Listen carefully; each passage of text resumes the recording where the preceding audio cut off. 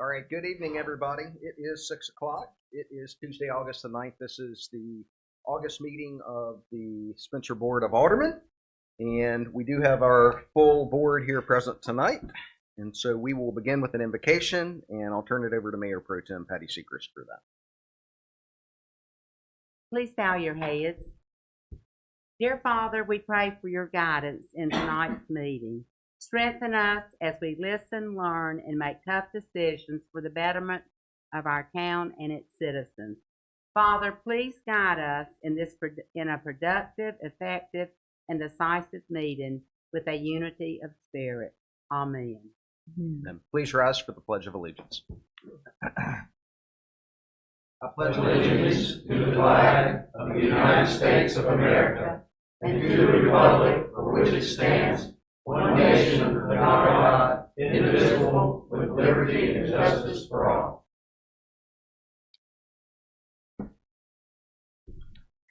All right, Board, you have your agenda before you.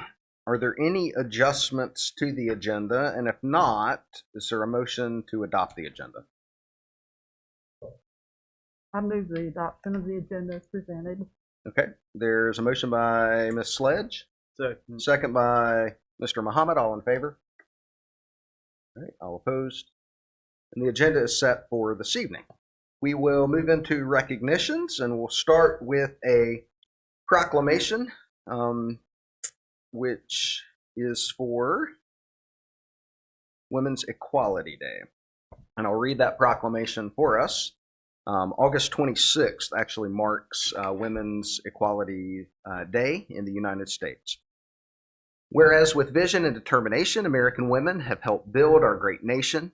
On Women's Equality Day, we remember the dedication of women who overcame many obstacles to secure the right to vote. And whereas August 26th marks the observance of Women's Equality Day, and whereas on this day, we recognize the struggle for women's rights and the story of strong women willing to take the lead and pave the way toward equal voting rights for all American citizens.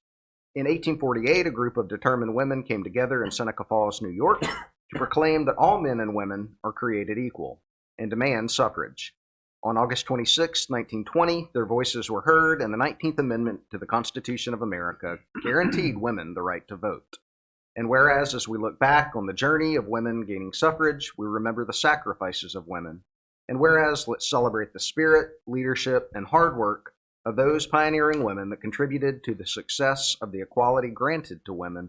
And whereas the observance of the 26th of August, Women's Equality Day, allows for each of us to reflect and contribute to making our communities better with increased opportunity for all of our citizens and continuing on the path set by those who came before them, so that all Americans can realize the great promise of our nation.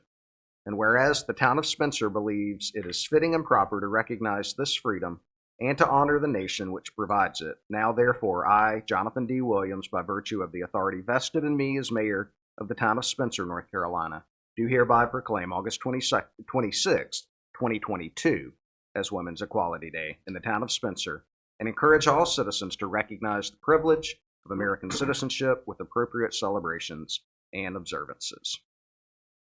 Right? And I will now turn it over to Alderwoman Sledge, as she has a few additional thoughts on women's equality. Thank you, Mayor Williams, for the recognition of Women's Equality Day, commemorating women getting the right to vote 101 years ago.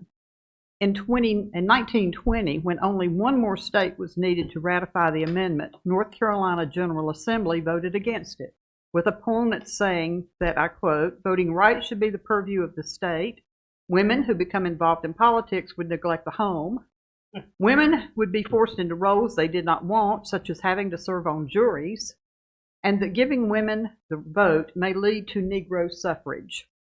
Only after the Voting Rights Act of 1965, which prohibits racial discrimination in voting, North Carolina finally ratified the 19th Amendment to the United States Constitution in 1971, 51 years after women got the right to vote. I'd like to talk about some unfinished business for equality. For the last 37 years, I've been involved with organizations and groups working to get the Equal Rights Amendment written into the Constitution and ratified by North Carolina. The amendment was first introduced to both houses of Congress in 1923, 3 years after women got the right to vote.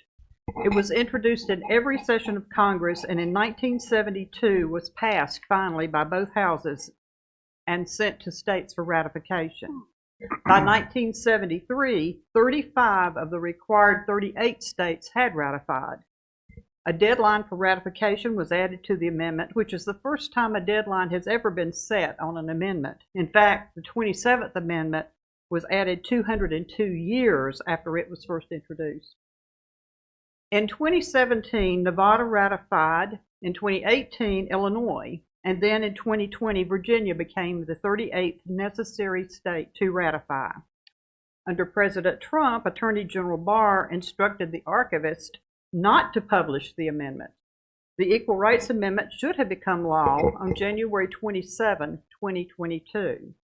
Legal scholars say it is the law and lawsuits are pending. Progress toward equality has been made. Women can get a loan without the signature of the husband or a male relative. Insurance companies cannot charge higher rates for women. Laws relating to domestic violence have been strengthened. The Paycheck Fairness Act enforces equal pay laws and protects pregnant employees from discriminatory practices on the job. Women have been able to choose when or if they wanted to bear a child. We've made progress, but laws can be changed with the stroke of a pen. Witness the Supreme Court decision to overturn Roe v. Wade after 50 years. Some lawmakers have supported taking away the availability of birth control drugs. Every constitution since World War II adopted by the democracies around the world have included equal rights for their citizens. The Equal Rights Amendment says, equality of rights under the law shall not be denied or abridged by the United States or any state on account of sex. It's a very simple statement, but it's so controversial. I'm asking you to contact our elected state and federal representatives to make the Equal Rights Amendment the 28th Amendment to the Constitution and really mean that men and women are created equal. Thank you. Thank you, Ms. Sledge.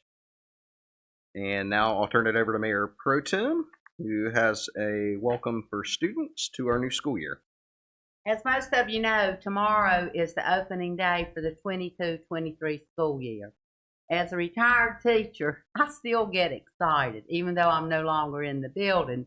It's just a magical feeling to see the students come in, meet and greet each other, meet and greet their teachers, and get into the feel of a new school year. It's at a very, very exciting time. Football season's coming up right behind it.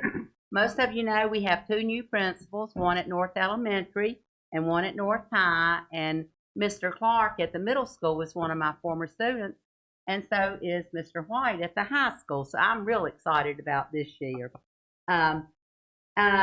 I'm very proud of what our schools have accomplished. I'm proud of our students. I want to remind everyone to drive safely. We have put the speed bumps over on Charles Street to protect our students. We will keep doing things to protect our students. Just be aware that they will be out and about. Meet and greet them, wish them luck, and think about volunteering at the schools. And you can do that by contacting the schools, or you can go directly to North Rowan High School tomorrow morning if you're an alumnus, because they're asking alumni to come and line up at the front of the school and meet and greet the students. I'm hoping that I will get there. It depends on what time this meeting's over tonight. Also, ask the teachers if you can help with supplies, even things like Kleenex. Teachers buy all these things out of their own pockets, and I know that doesn't sound like much money, but when I was in the classroom, my students would go through 3 or 4 boxes of Kleenexes a day.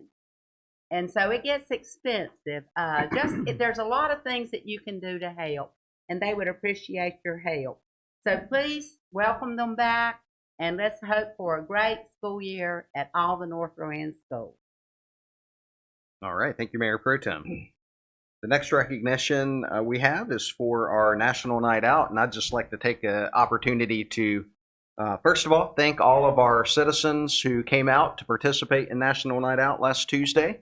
It was a great event, and it was a little hot, but it was a good opportunity for folks in the community to come out, interact with our safety officers, both law enforcement and our fire department.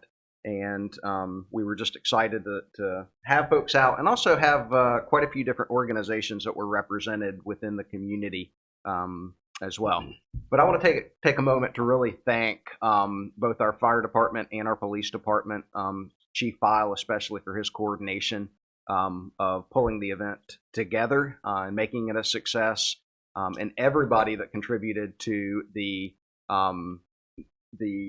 exercise that was held, which involved other agencies as well, including our EMS for the county, and then Novant Rowan and their air care helicopter as well. So thank you all very, very much. Thanks for taking time out of your evenings and to help out and help the town and help the community. So thanks to everyone.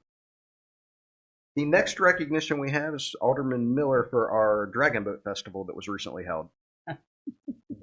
Thank you, Mr. Mayor. Several weeks ago, the town experienced a new experience as far as that goes. Our team, Spencer, as our captain, Mr. Francis, teamed us, participated with 26 other teams in a dragon boat contest. And even though we wasn't first, we wasn't last, so which is good. And we didn't sink the boat. Almost. But the importance of this is basically the able to get out and be with members of this group and members of the other groups of our town, and be able to experience what it is to be friendly and meet the rest of the family, meet spouses and meet children of our people, and have a good time. And instead of calling everybody Mr. or Mrs., be able to call everybody by their first name, which is a good experience.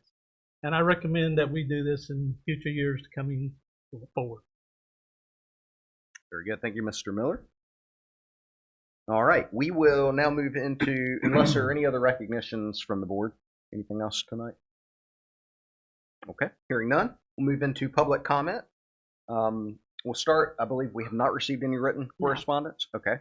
And so we do have one individual signed up to speak tonight. So just a reminder, public comment is limited to 3 minutes, and we will be sure to have a timer up to give you fair warning as well. So if you will, Mr. Gobble, please come forward, state your name and address for the record, and your 3 minutes will start.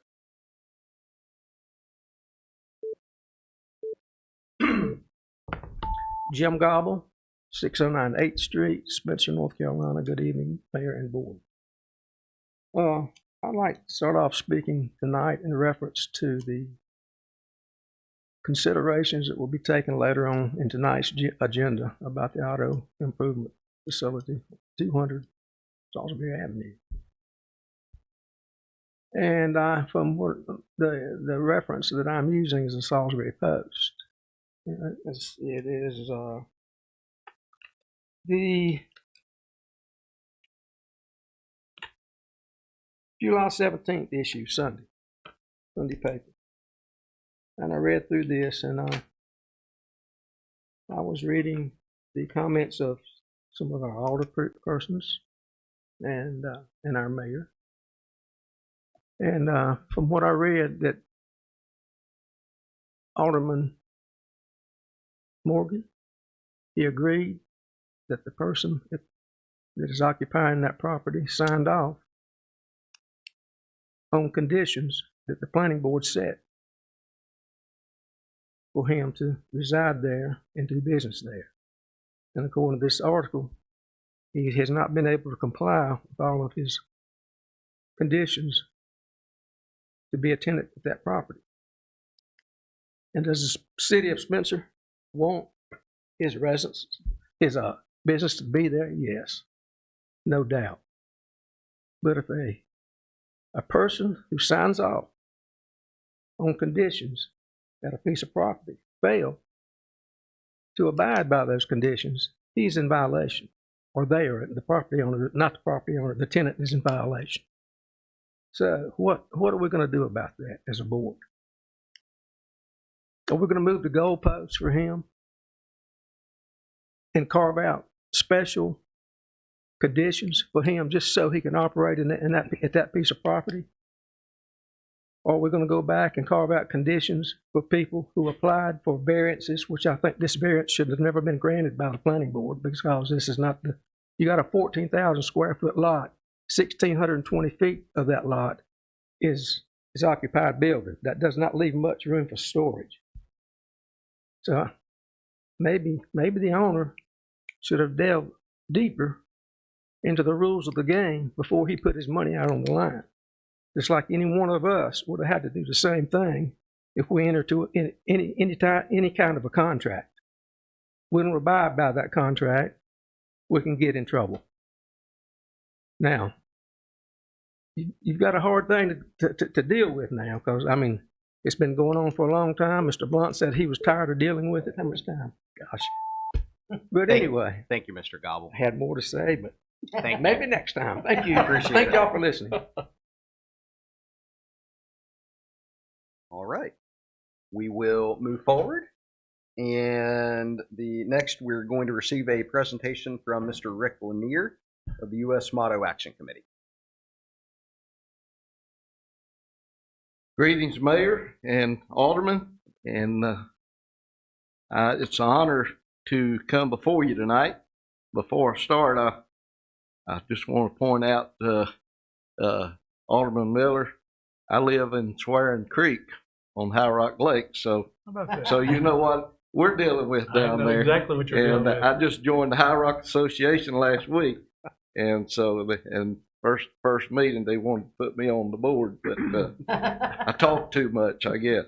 But I stopped by Gibbons Furniture. Used to be Gibbons Produce when I was in the wholesale meat business. I used to call on Bill and Nancy, and she sends her greetings tonight and her support for what we're doing. And thank you for placing the U.S. Motto Action Committee on your agenda tonight. This is an invitation to join the growing list of cities and counties that are voting yes to proudly and prominently display our national motto, "In God We Trust," in and on their governmental buildings and law enforcement vehicles. I might add 49 town halls, and as of last week, 65 counties have voted yes to place here in North Carolina, "In God We Trust," on their buildings, with now approaching 300 displays. So that means on average about 3 locations in each county or town hall. My name is Rick Lanier, and I'm co-founder and field director for the U.S. Motto Action Committee. I served as county commissioner in Davidson County, North Carolina from 1998 to 2002, so I know what y'all deal with on a daily basis. In 2002, I led my board of commissioners to vote yes to display "In God We Trust" on the exterior of the governmental center that was later added to our new courthouse.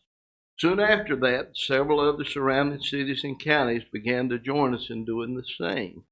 We formed the U.S. Motto Action Committee for the sole purpose to promote patriotism by encouraging elected officials like yourself to vote yes to display "In God We Trust" in and on their governmental buildings. Displaying the motto gives ceremonial honor to public occasions and expresses confidence in our society. These inspiring words have been used on our U.S. currency since 1864. This slogan is engraved above the entrance of the U.S. Senate chamber, as well as above the Speaker's seat in the U.S. House of Representatives. And I'm going to be meeting with some House and Senate members this fall to approach the General Assembly in Raleigh and doing the same, and it looks very positive. On July the 30th, 1956, during the Dwight D. Eisenhower administration, the U.S. Congress adopted "In God We Trust" as the official national motto of the United States of America. Thus, displaying the motto is a legal right protected by our First Amendment. On November the 1st, 2011, the U.S. House of Representatives overwhelmingly, 396 to 9 voted to reaffirm "In God We Trust" as our nation's motto. Congressman Randy Forbes of Virginia sponsored the resolution in part because some have mistakenly stated that "E Pluribus Unum" is our national motto. Most importantly, the resolution specifically encourages the placement of the motto in and on all governmental buildings, from courthouses to school classrooms. A recent survey shows that 87% of all Americans still support the display of the national motto, and rightly so. This is our nation's identity. It is the very basis for our form of government. John F. Kennedy stated the guiding principle and prayer of this nation has been, is now, and shall ever be, "In God we trust." In both times of war and peace, these words have been a profound source of strength and guidance to many generations of Americans. And as a grassroots patriotic movement, the U.S. Motto Action Committee stands on solid legal ground. Since Davidson County paved the way, not one legal challenge has been raised against any city or county that has voted yes. And I just shared with you the total of over 110 government entities, and that includes Rowan County government on the governmental center on Inner Street, and includes China Grove Town Hall, and includes Rockwell Town Hall and Faith Town Hall. And this effort is totally legal. There's nothing to challenge. And the beautiful part about it, aldermen, elected officials, 100% of the cost comes from private donations. Does not cost this government body one red penny. In a lot of cases, it comes from your local citizens that want to support and be a part of something of this magnitude. How often do you get something so great offered to you at zero charge? All across our country, elected officials are quickly embracing the opportunity to display our national motto, such as "We pledge one nation under God." Displaying the motto will serve as a perpetual reminder of our godly heritage as a country. Elected officials like you are showing a commitment to the values that our great country was founded upon. And I want to take the time to thank you in advance for your yes vote, and I will be glad to answer any questions that you might have at this time. That's it. Ends my presentation. All right. Thank you very much, Mr. Lanier. Thank you for taking the time to be with us tonight. Does the board have any questions for Mr. Lanier at this point? Okay. We will take this under consideration, and we will be back in touch at some point in the near future. Thank you very much. Thank you so much, board. Thank you very much. Thank you. All right, board, the next item on your agenda is approval of the consent agenda. And you'll see the items that on Thursday at our pre-agenda meeting, we did decide to add to the consent agenda. Is there any reason to pull any of those items at this point for further discussion tonight? And if not, is there a motion to approve the consent agenda? Motion to approve the consent agenda. Okay, the motion by Mr. Miller. Is there a second? Second. Second by Ms. Sledge. Any further discussion? All in favor? All opposed? All right, the consent agenda is approved.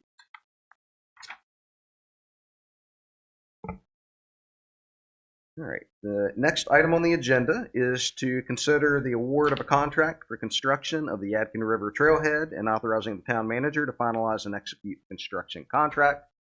I invite Mr. Joe Morris forward. He's going to give us an update on the results of our bid opening this past Thursday.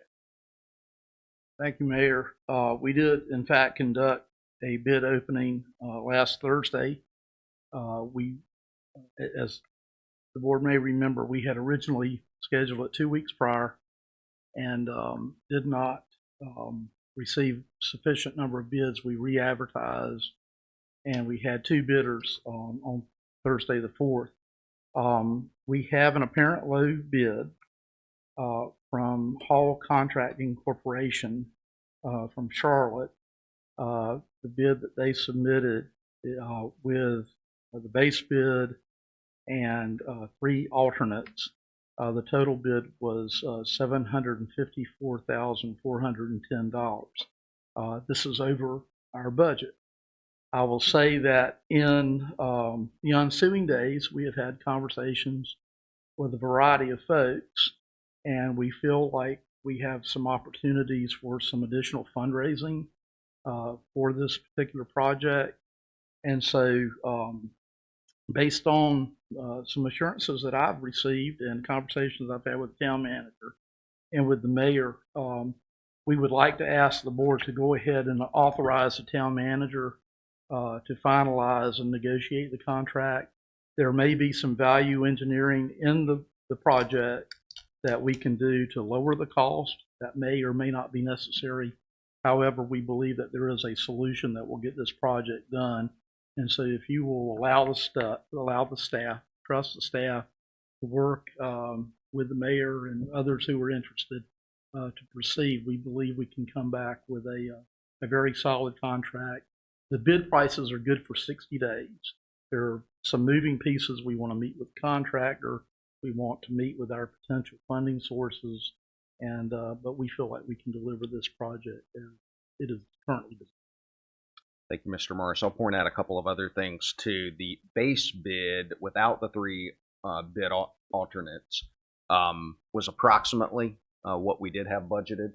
But once you added the testing allowance for the materials testing that has to happen for soil and everything out there, as well as the additional amount for contingency, and plus then the 3 alternates, that's what gets us to that final price. It's about $200,000 above what we had initially anticipated, but we are comfortable that we can work here over the next month to get the funding in order. And so my recommendation to the board, similar to Mr. Morris's, would be that you consider approving the full project to move ahead, because the reality is it's only going to get more expensive as time passes. And I would say too, the 2 bids were relatively close to one another. The low bid was approximately $45,000 less than the high bid. More than that, actually. Okay. The low bid was $754, and the other bid was over $900. Okay, so it was more. $160. The base bids, however, were probably within the range. Right. Yes. Right. Yeah. Where they spread was on the add alternates. Right. And so the recommendation to the board would be to consider approving the town manager to negotiate and execute a final contract with Hall Contracting for the project. Mr. Miller? How much money have we got set aside for this project, sir? So I met with the finance staff, and with the encumbrance that we have with the designer, right, and also the addition of some funding from the ARPA program of about $71,000, the number we are working with is $556,417. $556,417. Okay. So we're, I mean, if you do, based on what I believe the accuracy of that is, and the total bid is $197,000, but we believe there's some opportunities in there that we can work with to make that up. What are the 3 alternates that are being? So one is paving the parking lot. We could have a gravel parking lot, and that would save some money. There were also some changes in the paving types at the what we call the north and south concourses. Yeah. And the alternate for the paving the parking lot was $26,100. Add alternate. The printing's small here. Alternate number 2, the North Plaza, was $65,000, and then the alternate number 3, the South Plaza, was $27,100. We could make some changes in the design to reduce those things. But what I would hope the board would allow us to do is work with some of our sponsors, some of the folks that we've worked with on this project previously, and perhaps others, it would be, I think, beneficial to try to do everything if we can, based on the funding that we currently have available and what we believe we can acquire. But the contract will be signed for $754,000, or what's? So that price is good for 60 days, Right. from last Thursday. We do have an opportunity to do some value engineering with the contractor to reduce costs in certain areas. That's fine. And so there may be a combination of price reduction and additional funding. It may be just additional funding. It may just be price reduction. We don't. So there's somewhere in there will be a trailhead. Okay. For this stamp. That's fine. Just as long as we got a little wiggle room. I hate to commit to $754,000. It does have a $30,000 contingency, which may or may not be enough, but it seems like a pretty good number for a project of this size. But we're operating in a very uncertain construction market right now, and everybody's heard about supply chain and labor costs and fuel and all that sort of stuff. But the way it's been bid, if we had the funds available to us tonight to award the contract, we would do that, and we would get all of this for that price. One last question. The contractor that was low bid, do you feel comfortable with him as far as being able to do this type of work? Has he done this type of work in the past? So Hall Contracting is out of Charlotte, and we have done some research with them. We have talked with about them, and they sort of specialize in larger scale infrastructure projects. They're sort of new to the parks, recreation construction business. Jeff Ashball, our designer with Benesh, is currently working with them on another project somewhere. Do you remember where he said it was? He just had another project. Okay, that's fine. And he said they've been very responsive and have done a great job, and he recommended them. That's fine. Thank you, sir. Do I remember, too, that the gentleman who was here as a part of the bid process lives in Davidson County? I think he did mention. Yeah. Yes. In Linwood. Mm-hmm. So he would be close by if we ran into any troubles. That's right. We know where to find him. That's right. We'll send Mr. Howe after him.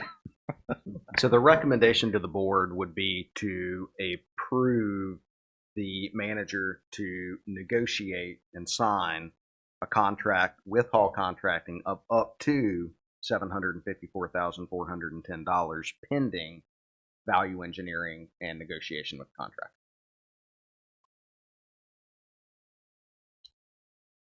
Mr. Mayor, excuse me. Mr. Mayor, I move we do exactly that. Staff, you guys have been, so to say, men and women. Last 8 months I've been on the board, you've delivered. So I think we trust that you will deliver. That's my motion. I second. All right. The motion by Mr. Howe and a second by Ms. Sledge. Is there any further discussion? All right. All in favor? All right. All opposed? And that is approved unanimously. Mr. Morris, thank you so much. Thank you, Mr. Morris. I see Mr. Smith in the audience tonight too. Thank you for all your work too.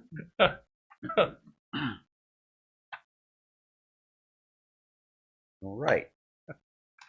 Next item on the agenda is to receive a presentation from RHCPAs, is our audit firm, and then to consider approval of the audit contract for fiscal year 2022. I believe we have Mr. Nick Wicker by Zoom tonight. Okay. Correct. Good evening, Mayor. Can you hear me okay? It's a little soft. It's a little soft. Okay, that's better. Is that a little better? That's better. All right. So first and foremost, I'd like to thank you, Peter Franzese, John Softly, esteemed members of the board, for allowing me to attend tonight virtually. I really appreciate that. So I'm happy to report that as of August 4th, the financial statements for 2021 have been accepted and approved by the LGC. I'm also happy to report that we have laid some groundwork and have a solid plan in ensuring that the FY22 audit is issued timely. If there's any specific questions from the board, I'm happy to field those now. All right, does the board have questions at this point for Mr. Wicker? All right, we have none so far. Okay, perfect. So first and foremost, my apologies for the delay in issuance for the 2021 financial statements. We encountered a lot of unforeseen difficulties in completing the audit and getting the trial balance where it needed to be for us to opine. Like I said previously, I am very happy that we have laid that groundwork that will ensure timely issuance moving forward. And I'm very optimistic about where we're looking for 2022. And I really hope that the board considers accepting the contract that's presented. And we'd really like to get moving forward on the engagement. All right, thank you, Mr. Wicker. All right, so board, you have before you for consideration the contract for the fiscal year 22 audit. And so if you have questions or anything on that contract for Mr. Wicker at this point, we'll allow you to ask those.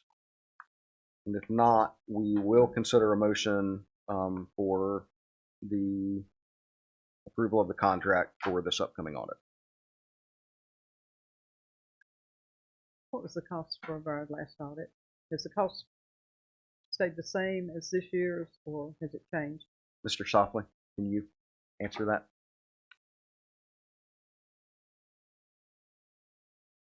I don't remember the exact amount. It went up, I believe it's like $800 over the prior year, which was the same amount that was included in the RFP that was submitted last year. Okay. All right, any other questions?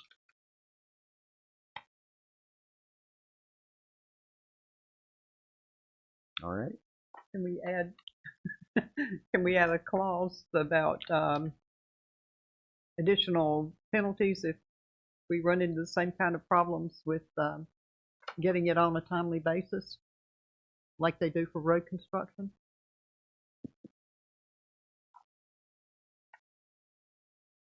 That's actually a really good question, and I'm not sure of the legality of such a clause in the contract.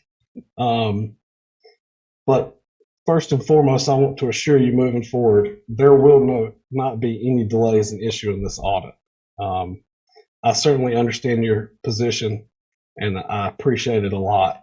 But like I said, I don't anticipate any issues moving forward. I think that we have a great plan in place, and we are ready to execute that plan. Thank you. And I will Yes, say ma'am.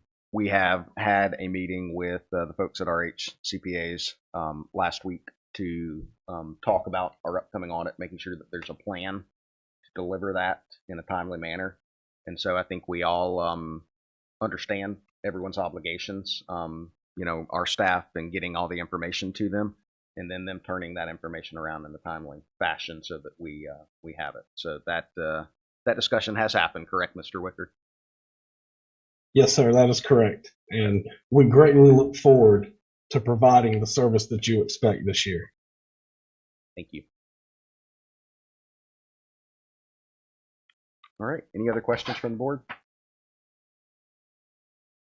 All right, so you do have the contract before you. We will entertain a motion at this point.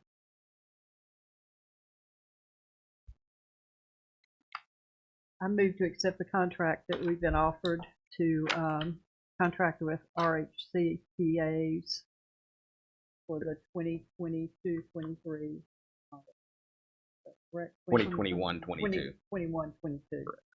Okay, thank you, Ms. Sledge. So there's a motion. Second. Second by Mayor Pro Tem. Any further discussion? All in favor? All right, all opposed? All right, and that is approved. Thank you all. Mr. Wicker, thank you very much. And we look forward to getting started with you tomorrow. Thank you, Mayor, and thank you, Board. I hope everybody has a blessed evening, and travel mercies for everybody traveling. Have a blessed evening. Thank you. All right. The next item is to consider adoption of Ordinance 22-015, and this is to annex the Yadkin River Park Trailhead property. Mr. Blunt. Mayor, members of the board, this is the third or fourth time I've been before you on this issue, so you should know what this is all about. This is the sliver of land where your Yadkin River Trailhead will be built. This was donated to us. It is in Rowan County zoning jurisdiction. It is not inside the city limits of the town of Spencer. We have gone through the proper actions, including a public hearing that you held last week on this issue. We are here to ask you tonight to vote to annex this into the municipal limits of the town of Spencer. All right. Thank you, Mr. Blunt. Are there questions from the board? Okay. And so in order to complete this process, we need both a motion to adopt the annexation ordinance 22-015 and then also a statement, motion for a statement of consistency. We'll entertain that from any of the board members at this point. I move to adopt ordinance 22-015 annexing parcel 048096. There is a motion from Mr. Morgan. Is there a second? Second. All right. It's a second from Mayor Pro Tem. All in favor? All right. All opposed?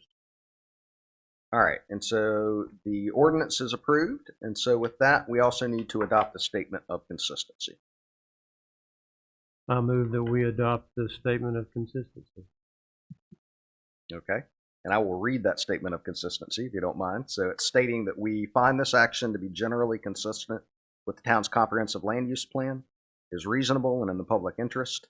This decision further meets specific development policies, number 2, to enhance and encourage a high quality of life, image, and cultural amenities. And number 15, land use decisions should recognize the park, open space, and recreational needs of the community. And so that motion is set before you from Mr. Morgan. Is there a second? Second. Second by Mr. Howe. All in favor? All right. All opposed? And that is approved. Thank you. When's the ribbon cutting? Tonight. Just All right, You got your scissors? get on with it. They're in my office, the big ones. Okay, good. All right. All right. The next item is item 13, and that's to consider adopting ordinance 22-017 for text amendments to the Spencer Development Ordinance Mayor, revisions. you need to rezone it first, item number 12. I'm sorry. I did skip that. So the next is to consider adopting ordinance 22-016 to approve rezoning to Civic for the Yadkin River Park Trailhead. Mayor, members of the board, as a procedural step required by state statute, once a town takes over a piece of land through annexation, it has 60 days to modify the zoning classification to an appropriate classification. In this case, the property was owned by Rowan County in their RA zoning classification. We are proposing that it be rezoned to the town's civic or CIV zoning classification, which would be appropriate for the park. Okay, thank you. Any questions for Mr. Blunt? Okay, hearing none, is there a motion to adopt ordinance 22-016? So move. Okay. The motion by Mr. Morgan, Second. second by Mr. Miller. All in favor? All right, all opposed? And that is approved. And similarly, we also need a statement of consistency for the rezoning. I move that we adopt the statement of consistency All right. for this amendment. And that statement of consistency is the same as the statement of consistency that you just adopted from the previous action. So the motion is by Mr. Morgan. Is there a second? Second. Second by Mr. Miller. All in favor? All right. All opposed? And that is approved. All right. Now, consider adopting ordinance 22-017 for text amendments to the Spencer Development Ordinance revisions. Mr. Blunt. As I mentioned at your pre-agenda meeting, these are text amendments proposed by your original consultant who helped you draft your development ordinance. Their contract called for a 2-year period of time where they would suggest amendments as required to meet the ongoing updates of 160D. These particular amendments are minor text amendments to various sections of the ordinance. In my review, they make no substantive changes, but they are suggested, and we would concur that you need to adopt these. All right, thank you, Mr. Blunt. Are there questions from the board? All right, hearing none, we'll entertain a motion to adopt ordinance 22-017. I move that we adopt ordinance 22-017. Okay, and that specifically amends sections 5.2, 16.1 through 7, 18.3H, 18.4C 15, 18.4D 5, 23.6-5, and 23.7-6 of the town's development ordinance. All right, so there's a motion by Mayor Pro Tem. Second. Second by Mr. Miller. All in favor? All right, all opposed? And that is approved. All right, we also need a statement of consistency for that one as well. Let's don't forget the statement of consistency. I move that we adopt the statement of consistency for this ordinance. All right, and that statement is that we find this action to be generally consistent with the town's comprehensive land use plan, It's is no reasonable wonder we're behind. and in the public interest. So the motion by Mr. Morgan, Second. second by Mr. Miller, all in favor? Get on with it. All right, all opposed? That's approved. Okay. The next is to consider adopting ordinance 22-018, amending section 2.19 of the town's development ordinance to allow payment in lieu of performance option for sidewalks required by that section. Mr. Blunt. As I pointed out at your pre-agenda meeting, this is to take care of the situations where our ordinance required sidewalks to be provided in development, commercial, industrial, and residential developments, but the actual installation of sidewalks doesn't make any logical sense. At this point, we have no option other than to grant a variance where it doesn't make sense. This would allow the board at their discretion to accept a request from the developer to pay for the value of the sidewalks to the town, allowing the town to use that money to build sidewalks somewhere else where they do make sense. As late as this afternoon, I had a request for a similar type thing. So this happens quite often because of the hodgepodge of sidewalks and no sidewalks throughout our town that exist now. In some cases, places where there are not sidewalks, we would recommend to you that you require them to go ahead and put them in, because the town has a plan to expand sidewalks in that area as a corridor. In other cases where it just really does not make any sense in the foreseeable future, we would recommend to you to accept their payment in lieu of. This gives you the ability to do that. All right, thank you, Mr. Blunt. Questions from the board? Okay. Hearing none, is there a motion to adopt ordinance 22-018? So moved. All right, there's a motion by Mr. Morgan, second by Mr. Muhammad. All in favor? All right, all opposed? And that is approved. Mr. Morgan, would you like to make a motion? I would like to make a motion that we adopt the statement of consistency for this ordinance as well. Really? That's unusual. All right. And for the benefit of everyone listening, that statement of consistency is that we find the action to be generally consistent with the town's comprehensive land use plan, is reasonable, and in the public interest. We find that this text amendment supports the specific plan goals of protecting existing neighborhoods and development policies.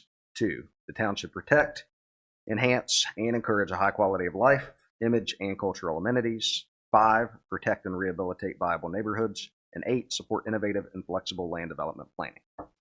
There's a motion by Mr. Morgan. Is there a second? Second by Mr. Howe. All in favor? All right, all opposed? And that is approved. All right, the next item is to consider receiving an update for the auto restoration business on 200 South Salisbury Avenue. And this is attachment 10 in your agenda material. Mr. Blunt. Mr. Mayor, members of the board, I'm going to go through this slowly because this is an important issue before you tonight. At your July meeting, we had some discussion about this auto restoration business and whether they were in compliance with the conditional zoning conditions that you had approved in the past. Subject to that meeting, I asked and you approved me reviewing the situation and coming back to you at this meeting with a report on that situation. And you gave me some inputs at that meeting as to things that were important to you as a board. You have a July 22nd memo that I drafted at that point that I had planned to be my presentation to you. And basically, I still stand by that memo. Not much has changed in the end result, although things have happened between the time I drafted this memo and today. A couple things to point out before we get too deep into this. Mr. King, who is the tenant of the building, was authorized by the owner of the building, Mr. Tyler Went, to be his agent for the conditional rezoning process. That is completely legal. We have signed documents in our files taking care of that issue. But moving forward, any enforcement issues will not be against Mr. King as the tenant. It will be against Mr. Tyler Went, who is here tonight. So just want you to understand that. He is the owner of the property, and therefore all enforcement and all negotiations going forward will be with him.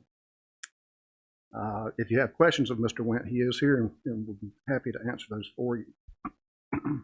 The main sticking point at your meeting in July was the number of cars parked in the front parking lot. And as of today, it appears that Mr. King is in compliance with that requirement. He has one display car parked in the front parking lot. During the daytime, he has staff cars, customer cars parked in the front parking lot. But apparently, for the majority of the time, that is the only car that's parked there overnight, is the display car.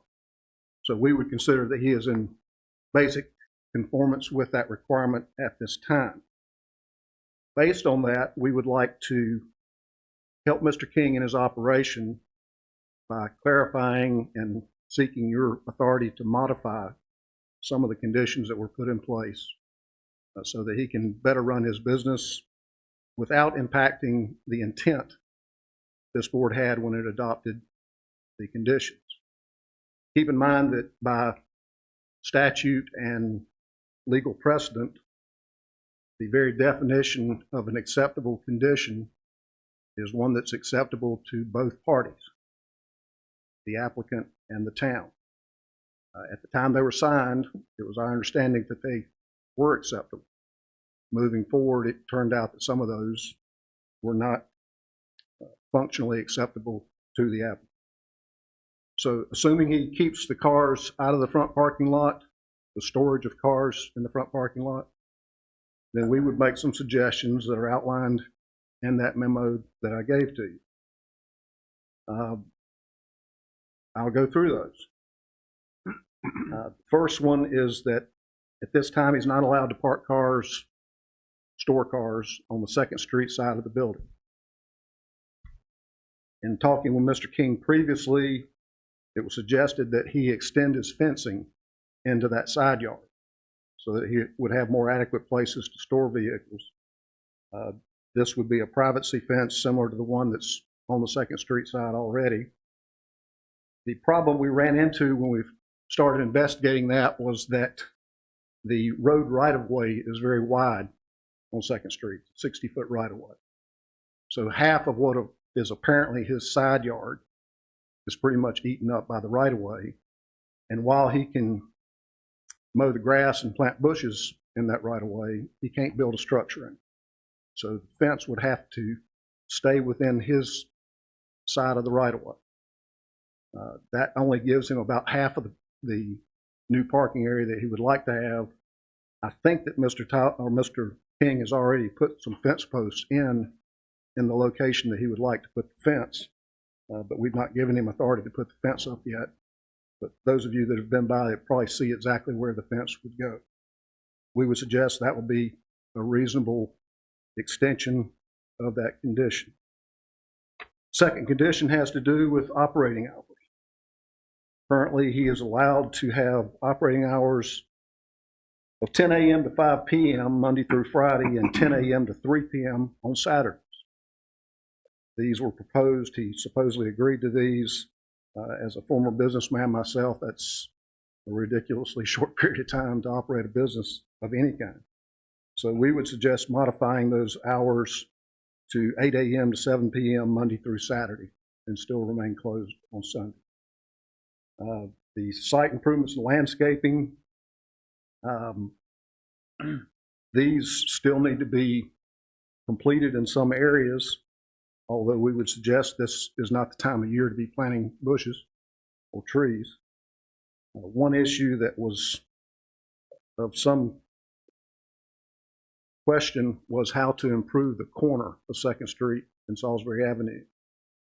The condition as it was written required Mr. King to do certain things to improve that front parking lot and to stop the use of that corner driveway. Mr. King put some gravel down, which was adequate to meet that requirement. He says he does not use that corner driveway, but in reality, the curb cut, it's not really even a curb cut, it's just been used as a curb cut. The curb has been pretty much destroyed. The planter strip between the curb and the sidewalks is in total disrepair. The sidewalks are brand new. NCDOT replaced the sidewalks at the corner with new handicap ramps. I feel and would suggest to you, and have mentioned this to the manager and Joel, that we need to be responsible for repairing the curb and repairing the planting strips. That would dramatically improve the appearance of that corner. It's something we would do in other areas, in my opinion, and that would stop the use of that as a driveway by anybody if the curb's set high enough at that point. The other landscaping issues, I would suggest that we, if you allow him to put the fence up on the 2nd Street side, obviously the landscaping would be down that new fence line. So if you approve that one, then I would suggest that you also allow him till November or so to get the plantings done that were required by the original condition. There was a last suggestion that the public alleyway be closed. This was found in the very early stages of acting on this process to be impractical because the neighboring property owner used that as his driveway. And he and the neighboring property owner, along with our staff, worked together to find a mutually acceptable location of the fencing at the side and rear of the property. And therefore, there was no need to close the alleyway. So we would suggest that issue is moot at this point. With that, I'll be glad to answer any questions you might have. All right, thank you, Mr. Blunt. We'll open it up for questions, comments, and discussion from the board.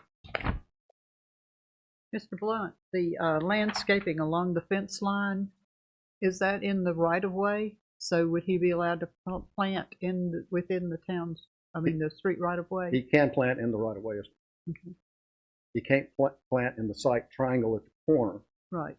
But I'm suggesting that we sort of take over that corner or preparing that anyway. Right. Okay. And there should be some plantings across the front of the building also, according to the original condition. All of those should take place in fall, October, November.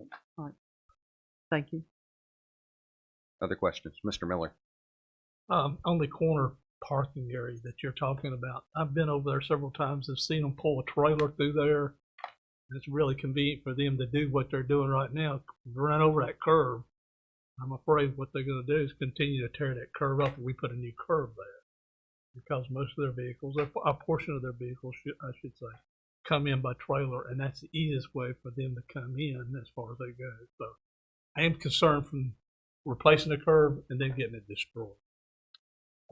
Certainly we could install very tall curb to prevent that. We could also put some type of break in the grade at that point as that corner is being restructured.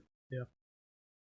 And I'm sure we could ask him to put in some landscape timbers or something to stop physical access into that end of the parking lot.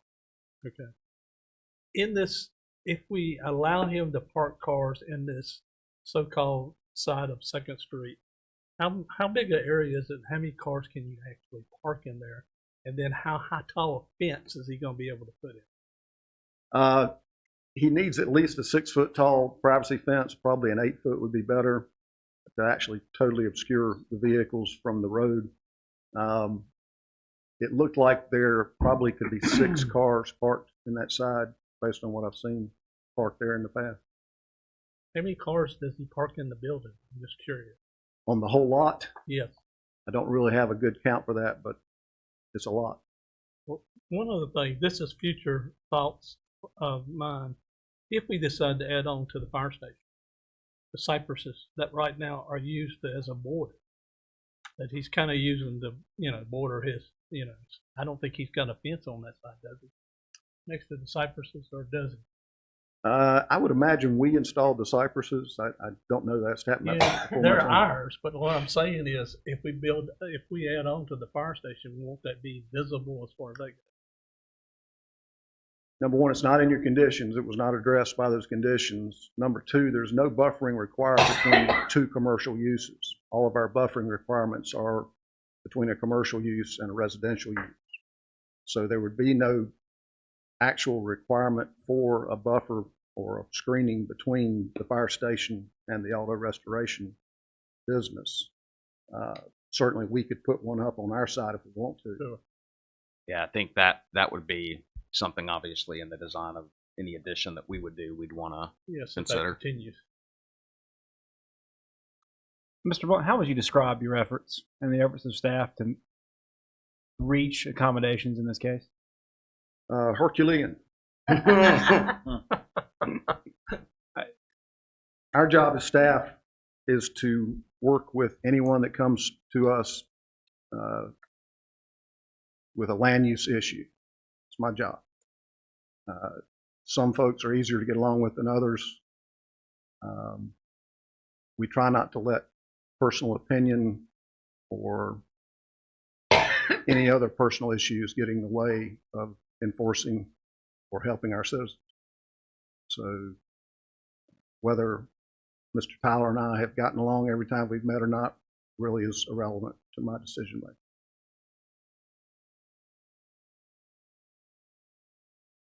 Other questions, comments from the board? Well, I think one of the things that, we keep dancing around this issue.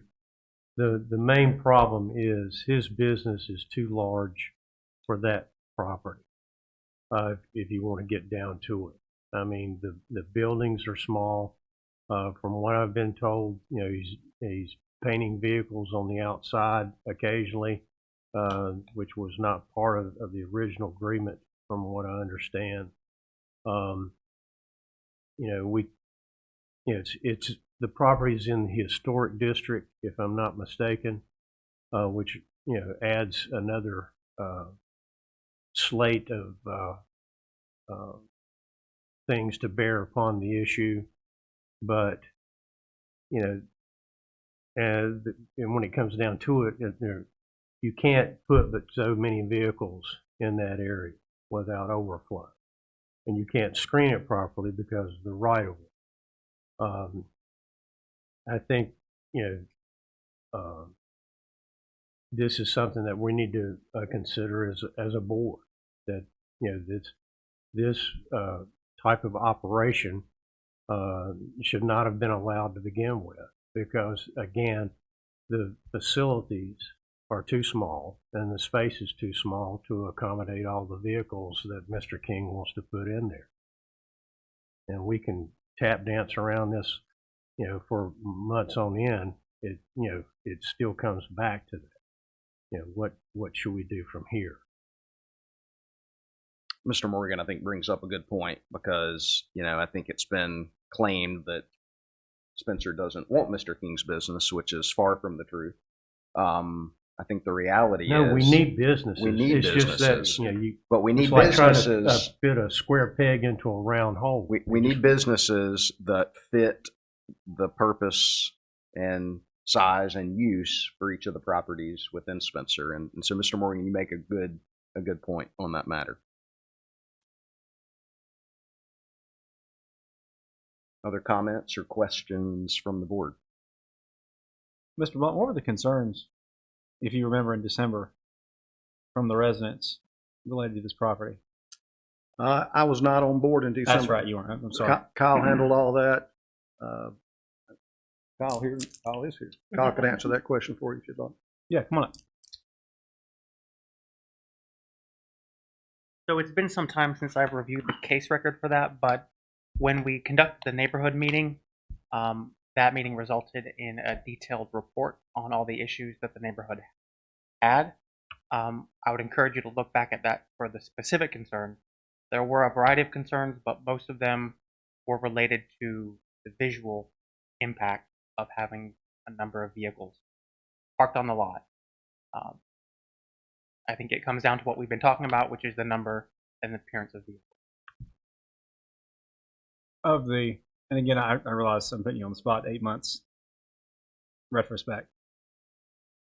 The individuals who were here or sent complaints or whatever they wanted to send for that hearing on December, how many were in favor of this rezoning? From my memory, it was approximately divided. It was a very mixed feedback, not only at the neighborhood meeting, but at all of the meetings that we had.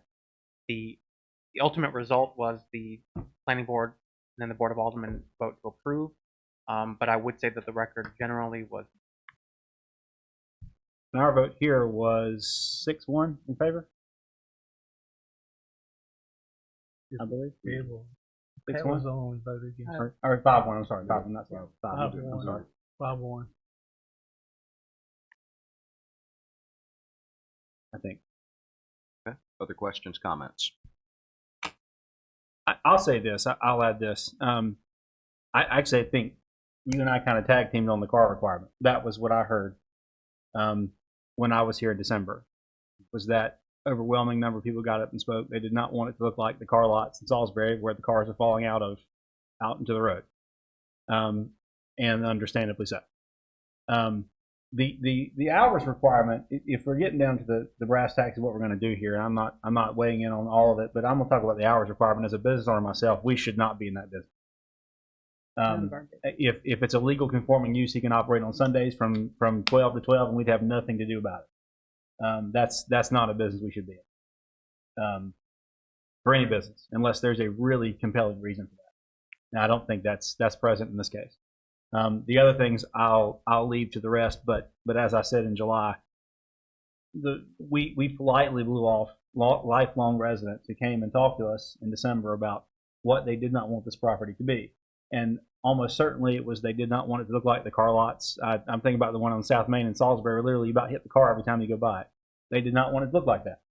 And as someone who at the time was moving from 2nd Street to another part of Spencer, I certainly understood their concern. So I'm not willing to bend on that at all. That is not, I know you didn't propose that, and I'm not willing to negotiate on that. The other things I think can be discussed. If we can reach a resolution, the business is here. We approved it 5-1. It's a problem we helped create. So it's a problem we need to help either fix or end. But I think it needs to reach a resolution for our benefit and for Mr. King's benefit and Mr. Wentz's benefit as well.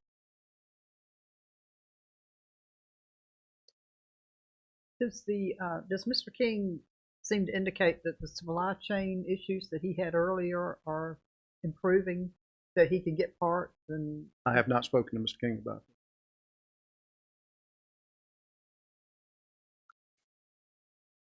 All right, other questions or comments?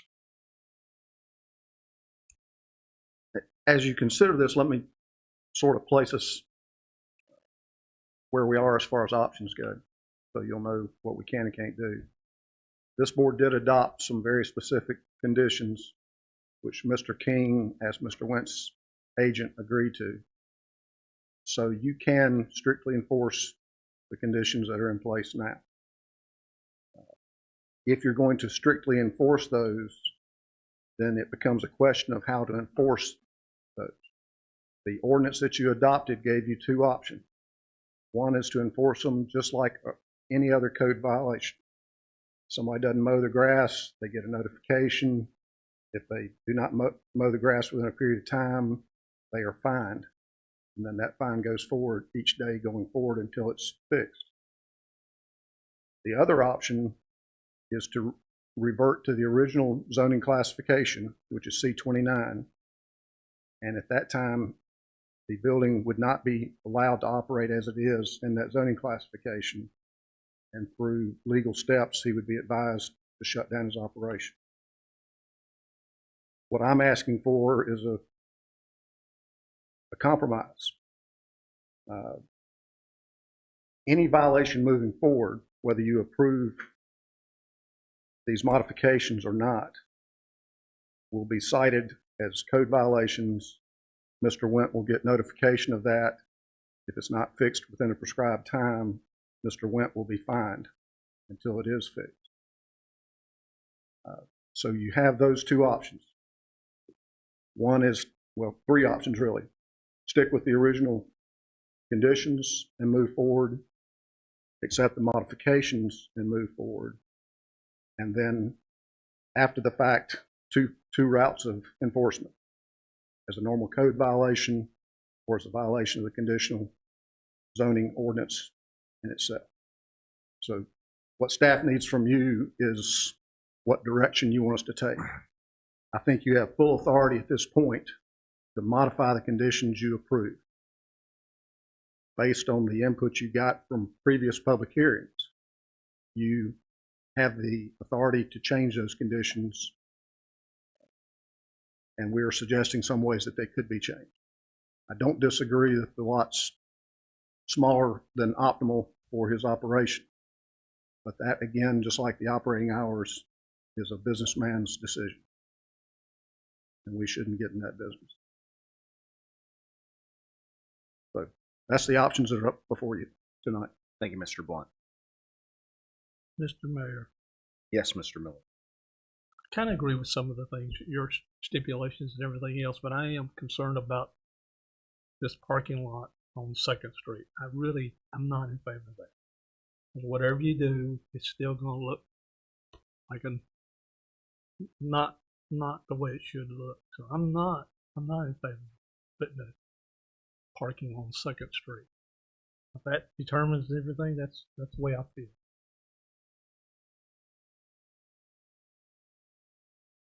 Mr. Deese, I have a procedural question.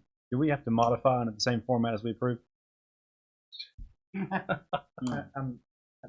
going to suggest modifying.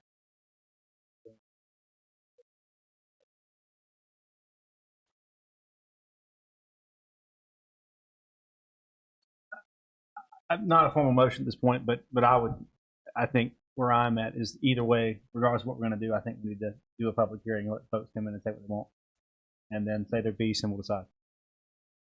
Right. Regardless of what. Yeah. Regardless action of what we that take. is. Yeah. I would agree with that. We'd be in agreement with that. All right.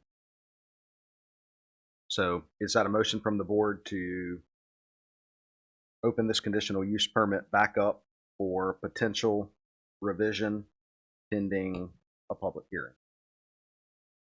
Mr. Mayor, I move that we open this back up, this conditional zoning, and for a public hearing to determine how to properly dispose of it, either to modify or determine.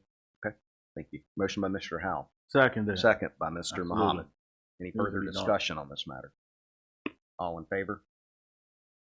All right. All opposed? All right. So we will add that to next month's agenda. Actually, we'll have to advertise that. I'm not sure that'll give us time to advertise, but I'll try to get it in by that. Okay. Very good. Thank you, Mr. Blunt. Thanks for everyone's work on this. Next item, to consider adopting a regulatory compliance plan conforming with federal and state regulations governing the Cdbg program. Mr. Harris. All right, good evening, mayors and members of the board. This item concerns the adoption of a regulatory compliance plan that would ensure the town meets the federal state, and local standards regulating the community development block grant funds that we received in 2020. So before we talk about the regulatory compliance, I'll give you another brief overview of the CDBG program. In 2020, the town applied for and received $750,000 to use to rehabilitate 10 owner-occupied homes for lower-income families in Spencer. The process was delayed for a variety of reasons, one of them being simply the ability to put staff time and resources toward the project. Given the recent changes that we made with the planning department and hiring additional staff, we now have more of an opportunity to pivot towards administration of this project. The regulatory compliance plan is a very important part of this process. Whenever a municipality receives federal funding, that comes with a variety of strings attached to it.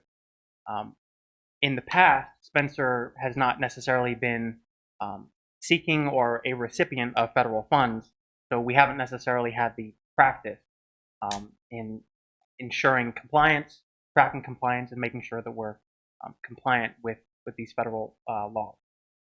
Now, because we are receiving such a substantial sum of money from the federal government, we do have to adopt certain plans, policies, and procedures, which we will show to the state compliance staff to demonstrate that we're in compliance with applicable law. As I mentioned in the memorandum that I drafted for this item, most of the regulations that we're proposing to adopt concern procurement and civil rights. When it comes to the procurement part of that, adopting a procurement policy is fairly straightforward. The town already does have a fairly basic procurement policy, but it meets the need that the town has for normal everyday purchases. What we do not have is a procurement policy that allows us to spend federal money. And so we need to adopt a separate procurement policy for use of federal funds. The federal laws, the Register of Regulations, those implementing regulations from HUD set out what we have to comply with. So it's all very elaborate and complicated. I would refer you back to my memorandum. But in general, the procurement policy is fairly straightforward. It talks about, for example, when we do have projects to award construction contracts to, prior to that, it describes the bidding procedures we have to take, bonding requirements, how we solicit participation from minority and women-owned businesses, all those types of things that are necessary to spend federal money. We will now have a procurement policy to follow.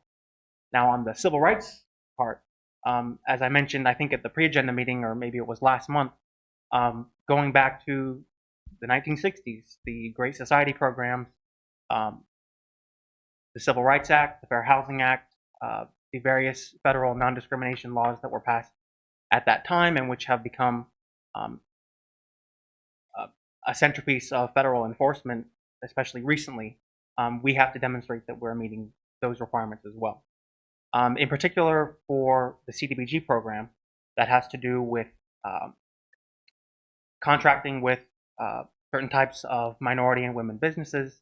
It means making sure that the town is demonstrating compliance with the Fair Housing Law, the Fair Housing Act, making sure that our internal employment policies, as well as how we spend federal money, is going affirmatively towards lower income residents and businesses that are in the Section 3 program with HUD. So all of that is to say, the proposed plan it outlines the specific procedures that the town will take to ensure compliance, and it includes a number of policy statements that we're required to adopt in order to spend that money. Now, one of the things that I mentioned the last time I talked about this, the plan that I'm proposing ensures that we meet all of the minimum regulations. And I don't say that to mean we're not going above and beyond. But what I'm saying is, in terms of this particular plan, I'm only recommending that the town achieve minimum compliance. That means the least amount of money spent, the least amount of administrative staff time spent on enforcing the plan. There are many ideas proposed in this plan. For example, conducting educational seminars for the public on fair housing laws, which we could certainly continue to practice moving forward. It could be a great community draw, educate the public on non-discrimination in housing laws. But this plan only commits us to doing that for the duration of this grant. And so after 2025, the town would have the option to either cease or continue to implement those programs. And just going back to the fact that we do have to demonstrate compliance with the compliance staff. We will be getting audited regularly with how we use these funds. Those audits are not only financial audits, but they are desk audits, reviews of, we could get a question, what did you do during this quarter to demonstrate that you're following your own adopted plan? And we would have to show the paperwork, we would have to show what we did. If we conducted a meeting, we would have to show the minutes. And so that's why the plan is fairly lengthy and elaborate, but it does ensure that the town is not making any missteps with how we use those federal funds. Now, I will take a couple of minutes to go through some of the specifics, but do I have any questions at this point in terms of procurement and civil rights? I'm seeing no questions. I will just go ahead and go through the 6 chapters of the plan very briefly. The first chapter has to do with making sure the town is meeting federal procurement standards, procurement for specifically construction and repair projects. When we begin administering these funds, any one project could cost $70,000. So that's a substantial amount of money to provide in any construction contract. And so these set out the procedures that we have to follow. It also talks about making sure that we are providing contractor oversight. We're meeting bid requirements, contract requirements, record keeping, bonding, and those types of things. Then the second chapter covers the conflict of interest policy, and this is actually a blessing that we received the ARPA funds, because that conflict of interest policy is just copied and pasted. I mean, there's nothing new we need to add. It covers all of our bases and includes the gift ban policy that we have to adopt. Chapter 3, the Fair Housing Plan. I'm going to go into a little bit of detail on this because this is one area where we're going to take some of our more significant actions. So pursuant to receiving these federal funds, we have to demonstrate that we are affirmatively furthering fair housing and furthering the purposes of the Fair Housing Act, which is Title 8 of the Civil Rights Act of 1968. And so what the Fair Housing Act says is that within constitutional limitations, it is the policy of the United States to provide for fair housing throughout the U.S. The Act prohibits discrimination in the sale, rental, financing of dwelling, and in other housing-related transactions because of race, color, religion, sex, familial status, national origin, or disability. And under the 1983 amendments to that act, we have to demonstrate that we are affirmatively furthering the Fair Housing Act, which means taking meaningful action to achieve the purposes of that act. And so what this plan does is, because Spencer is a small town, we do not have the resources like a Charlotte or a Raleigh would have to put together an elaborate fair housing system. In a larger city, you would have like a human relations council or even an internal process to receive and investigate complaints of housing discrimination violations. As a small town, we have to be realistic about what we really can achieve. And so what I've outlined in the plan is that ours is going to be primarily a communication strategy.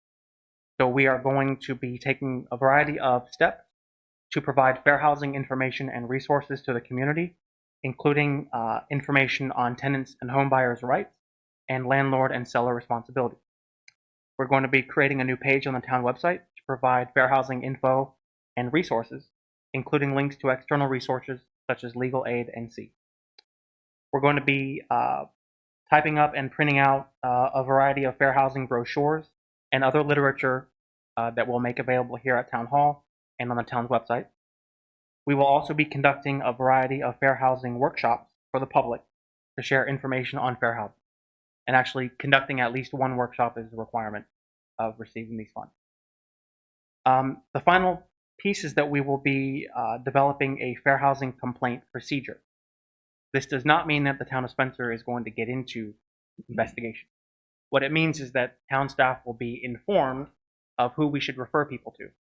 So if someone were to come to me and say that they had a housing complaint, they feel like they were discriminated against in housing, there's nothing I or the town can do about that. What I can do is refer them to external resources such as legal aid or provide them information on how they can take a next step. But the Spencer will not be an enforcement agency in that regard.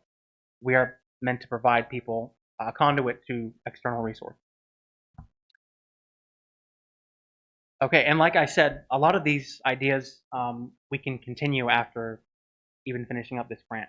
The city of Salisbury has a robust fair housing program. They have a fair housing commission.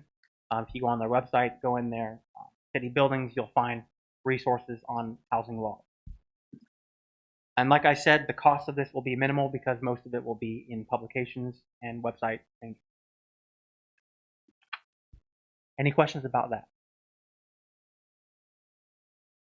Could we do something like, the police department has their citizens advisory group? Could something like that be considered? Or you mean forming like a new committee? Mm-hmm. It'd certainly be an option for the town to consider over the long term.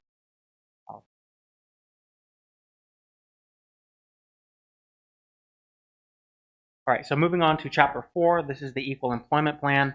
This basically talks about making sure that any Cdbg aided project complies with equal opportunity and non-discrimination laws, and that people in protected categories are not going to be excluded from participation, denied the benefit of, or subject to discrimination under any program funded by the town.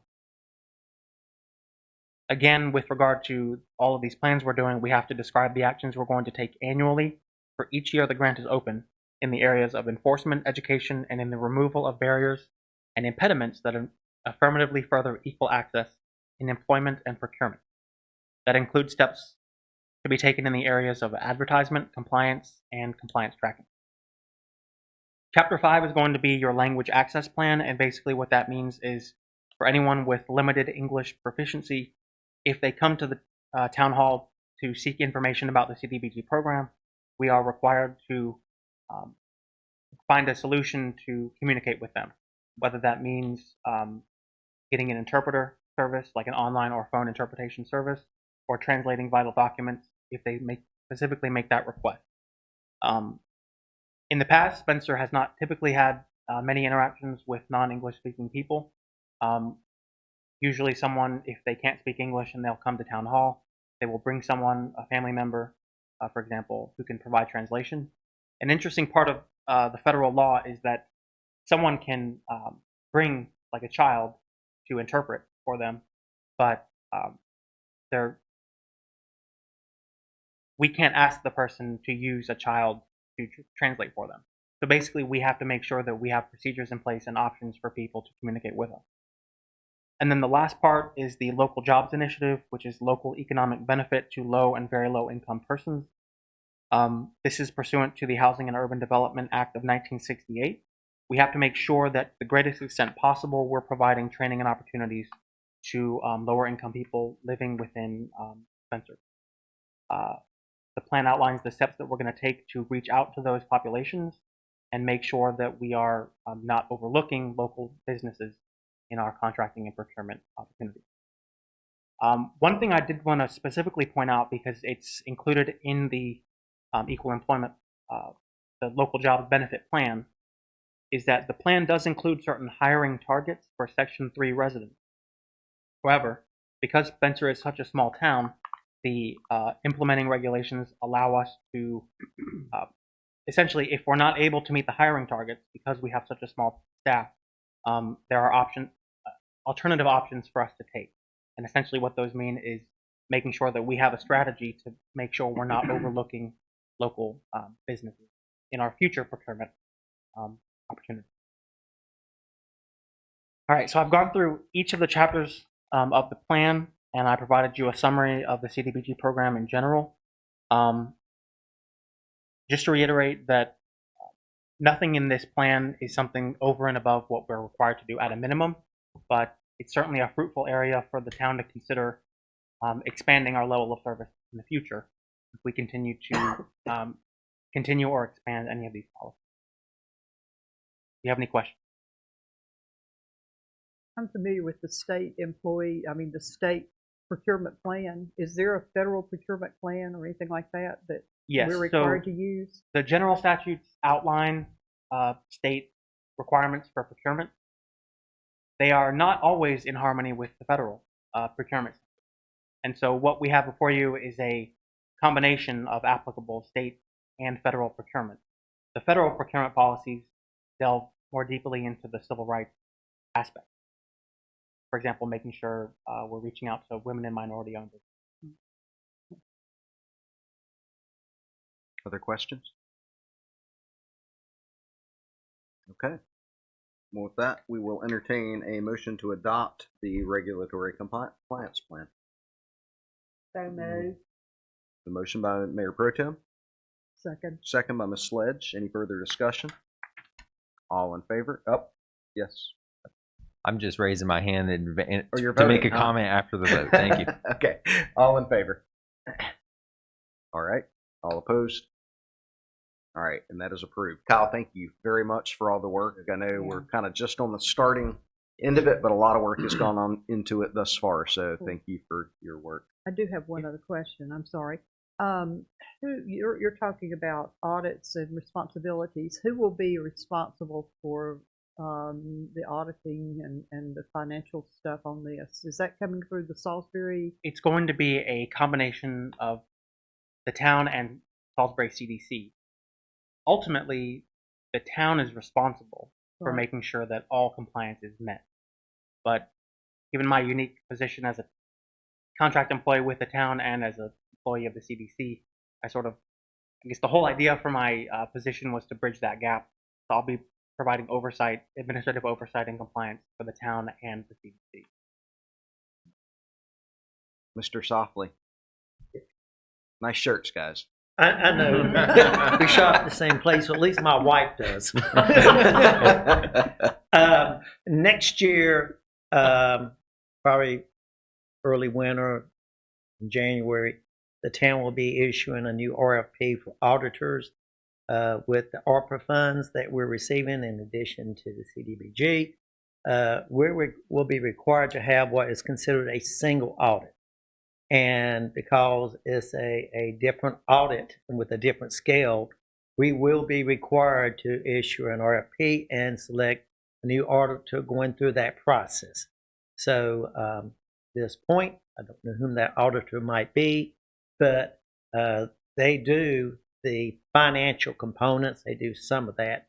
In addition to that, at a later date, the agency typically sends a person in to do a separate audit of additional details that goes beyond the financial audit, where they're getting into really the minutia and the detailed paperwork. So it really comes in multiple phases. It just depends on what phase. But yes, we will have a single audit next year, which covers the financial and the policies and some of that. But then typically the agency will send in someone subsequent to that to actually look at all the minutia that goes along with it. Thank you. Thank you. All right. Yes. Thank you. I just wanted to thank Kyle for his effort to get us to this point, and there has been continued interest from the community about this grant. We're glad that we're now almost ready to put it out there for the community to take advantage of. Kyle, I didn't know if you would be willing to just briefly highlight where we're heading from here and when folks can expect to be able to start interacting with us about it. So the next major step is going to be, most of the next steps are going to be at the CDC. So the CDC is the experienced administrator of these federal funds. They have a long history of administering the city of Salisbury, Cdbg, and home program funding, as well as North Carolina Housing Finance Agency funding. The CDC will be developing the application process, which will include this program is slightly different than what the Cdbg programs that the CDC administers for the city. So we will be finalizing the application process and getting our internal roles defined to make sure that once we do send out, for example, at some point there's going to be a citywide communication letting people know these funds are available, just like what we would do for the facade grants and the historic preservation grant. Once that goes out, we will be making sure that we are ready to receive the influx of applicants that we expect. As the town manager said, we have received a significant amount of interest in this. I have been keeping a spreadsheet going over the past year as the program has been sort of on the back burner, and people will continually reach out to me asking me about status. And so I imagine in probably, and I hate to give ideas about the timeline because I usually am behind, but I would say probably within the next 2 months we will be ready to begin actually receiving applications and then checking qualifications for homeowners. That process typically takes a month or two, and then in 4 to 5 months we would actually have our rehab specialist actually going out to properties. The CDC, we actually hired another rehab specialist, so we now have 2 individuals who can now go out to properties, conduct physical assessments of the need, and develop work write-up for the projects that are actually going to be bid out. So I would imagine probably in 4 months at the soonest, we would actually have our boots on the ground at these properties doing the physical inspection. And then shortly after that, we would be actually getting the bids out. Do I remember that there was a group of people who were set up as a committee to start this oversight? The Housing Selection Committee, Yes. I think they met once, maybe So twice they're not, before no I was longer here. active? They're no longer active. They haven't been active since I've been here, but they will be continuing to play an important piece in selecting the application. Assuming we do have more applications than we have funding for, they will be undertaking the process of ranking the applications based on the need and then selecting the projects that are ultimately going to go forward. So Kyle, I have a request. Since it's been such a long time since we've engaged that group, would it be possible to provide each of them with an update on where we are in the process? Yeah. Thank you. Sure. Anything else? All right. Thanks for all your work again. Thank you. All right. Next, we have Sky Allen to consider authorizing town staff to apply for several grants to fund the creation of new murals. Welcome back. Thank you. Thank you so much. Glad to be back.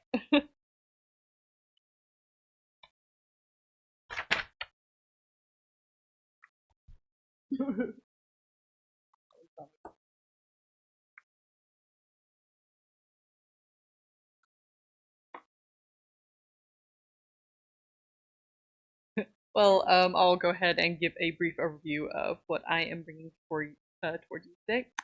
First of all, good evening, everyone. Good evening. Hope you're all having a good day, and we'll have a good night after this. So the project I am working on, I'm here to provide you with an update of the vintage sign restoration project and with the ongoing new mural project. So an update on the vintage sign process. We've actually had some quite good news. Our contractor, we were a woman and her partner named Earl Klutz Thompson, who is a local person who did all the restorations in Salisbury. We anticipated her getting started on the stand-back headache powder sign in July. Unfortunately, she contracted COVID and was knocked out of commission for several weeks.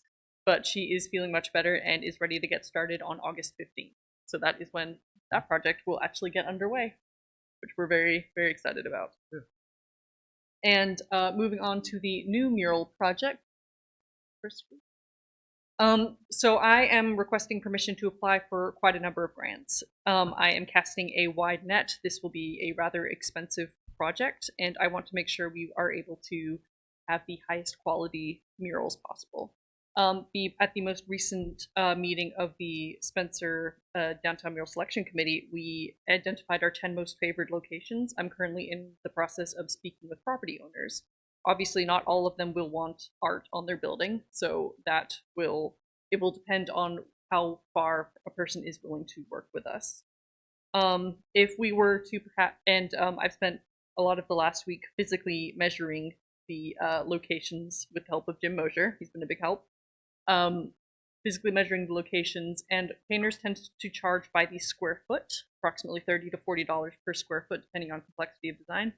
And if we were to physically cover all of the locations with paint, that's say not vines or some sort of design with a lot of negative space, the entire project would cost just under $100,000.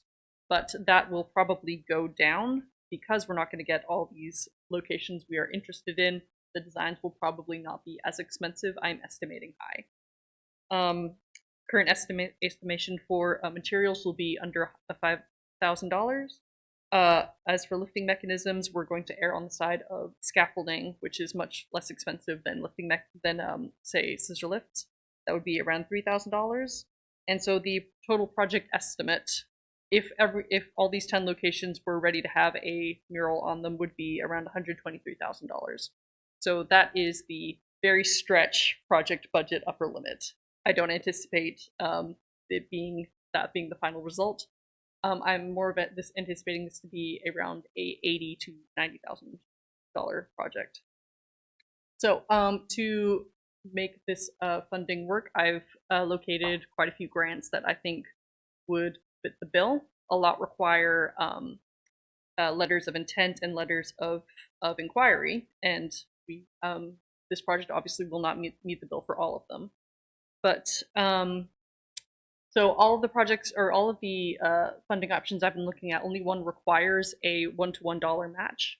And for that, I intend to use the money that is left over from the Vintage Mural Restoration Project. It's currently estimated that we will have around a $5,000 budget surplus, and we would be able to use that as a funding match as needed. So the first one I am interested in applying for is the Hargrove Foundation grant. This does not require a match. This is a North America-wide project, actually. As it says up there, Hargrove supports arts and culture that brings personal and professional enrichment to the lives of citizens and further understanding into our areas of diverse populations. All of these that I'm about to discuss briefly all have a history of funding arts and public arts-related projects. Next one. Next one is the Andrew W. Mellon Foundation. We seek to build just communities enriched by meaning and empowered by critical thinking where ideas and imagination can thrive. This is, again, a national project with no matching. So this current grant, the Tourism Capital Grant, is specific to Rowan County. The project is currently undergoing a lot of restructuring, and there isn't a lot of information available. It is, from what I can glean from when it's been active in the past, is that it is not a matching grant. Move on to the next one. Next one is the Arts and Cultural Development Grant for the fall season. Grants are available for arts and cultural development organizations and individual artists seeking to expand access to arts and cultural opportunities in Rowan County. Deadline for this is November 1st. This is a local Rowan County-wide grant with no match. The next grant is the Rowan County Grassroots Art Program. The goals of the Grassroots Arts Program are to enhance and strengthen the cultural community and broaden the artistic services offered to Rowan County citizens. This has a deadline of August 19th, so it's coming up. I have been laying the groundwork for that if I am given permission to apply for that one. And this is the grant that does require a 1-to-1 match. The next one is the John W. and Anna H. Haynes Foundation. The John W. and Anna H. Haynes Foundation makes grants exclusively for such charitable, scientific, literary, or educational purposes. Applicants must show that they have received substantial financial support prior to consideration. Again, I would be using the $5,000 left over from the Vintage Sign project. This is a North Carolina-wide project and has a deadline of September 15th with no match required. This next one is the Bastion Family Charitable Foundation. This is a broad spectrum grant. It it mostly focuses on the sort of Intermountain region of the country, but it has done quite a bit of funding of North Carolina arts museums. So I do think this is worth a letter of interest. Next one is the Philip L. Van Every Foundation. The Philip L. Van Every Foundation recognizes the important role that arts, culture, and historic organizations play in our communities and supports select organizations that provide quality experiences for residents of North and South Carolina. So this is our sister state wide project, and it does not require a match. And the next one is the Canon Foundation of Canon Cameras. Grants are made for capital or equipment projects for organizations serving veterans, promoting the arts, and providing historic or environmental preservation services in North Carolina. This is a North Carolina-wide project with no match required. The Hagen Family Fund Foundation supports a variety of causes and incentives, including community well-being, public arts, and environmental conservation. This is a nationwide project with no match required.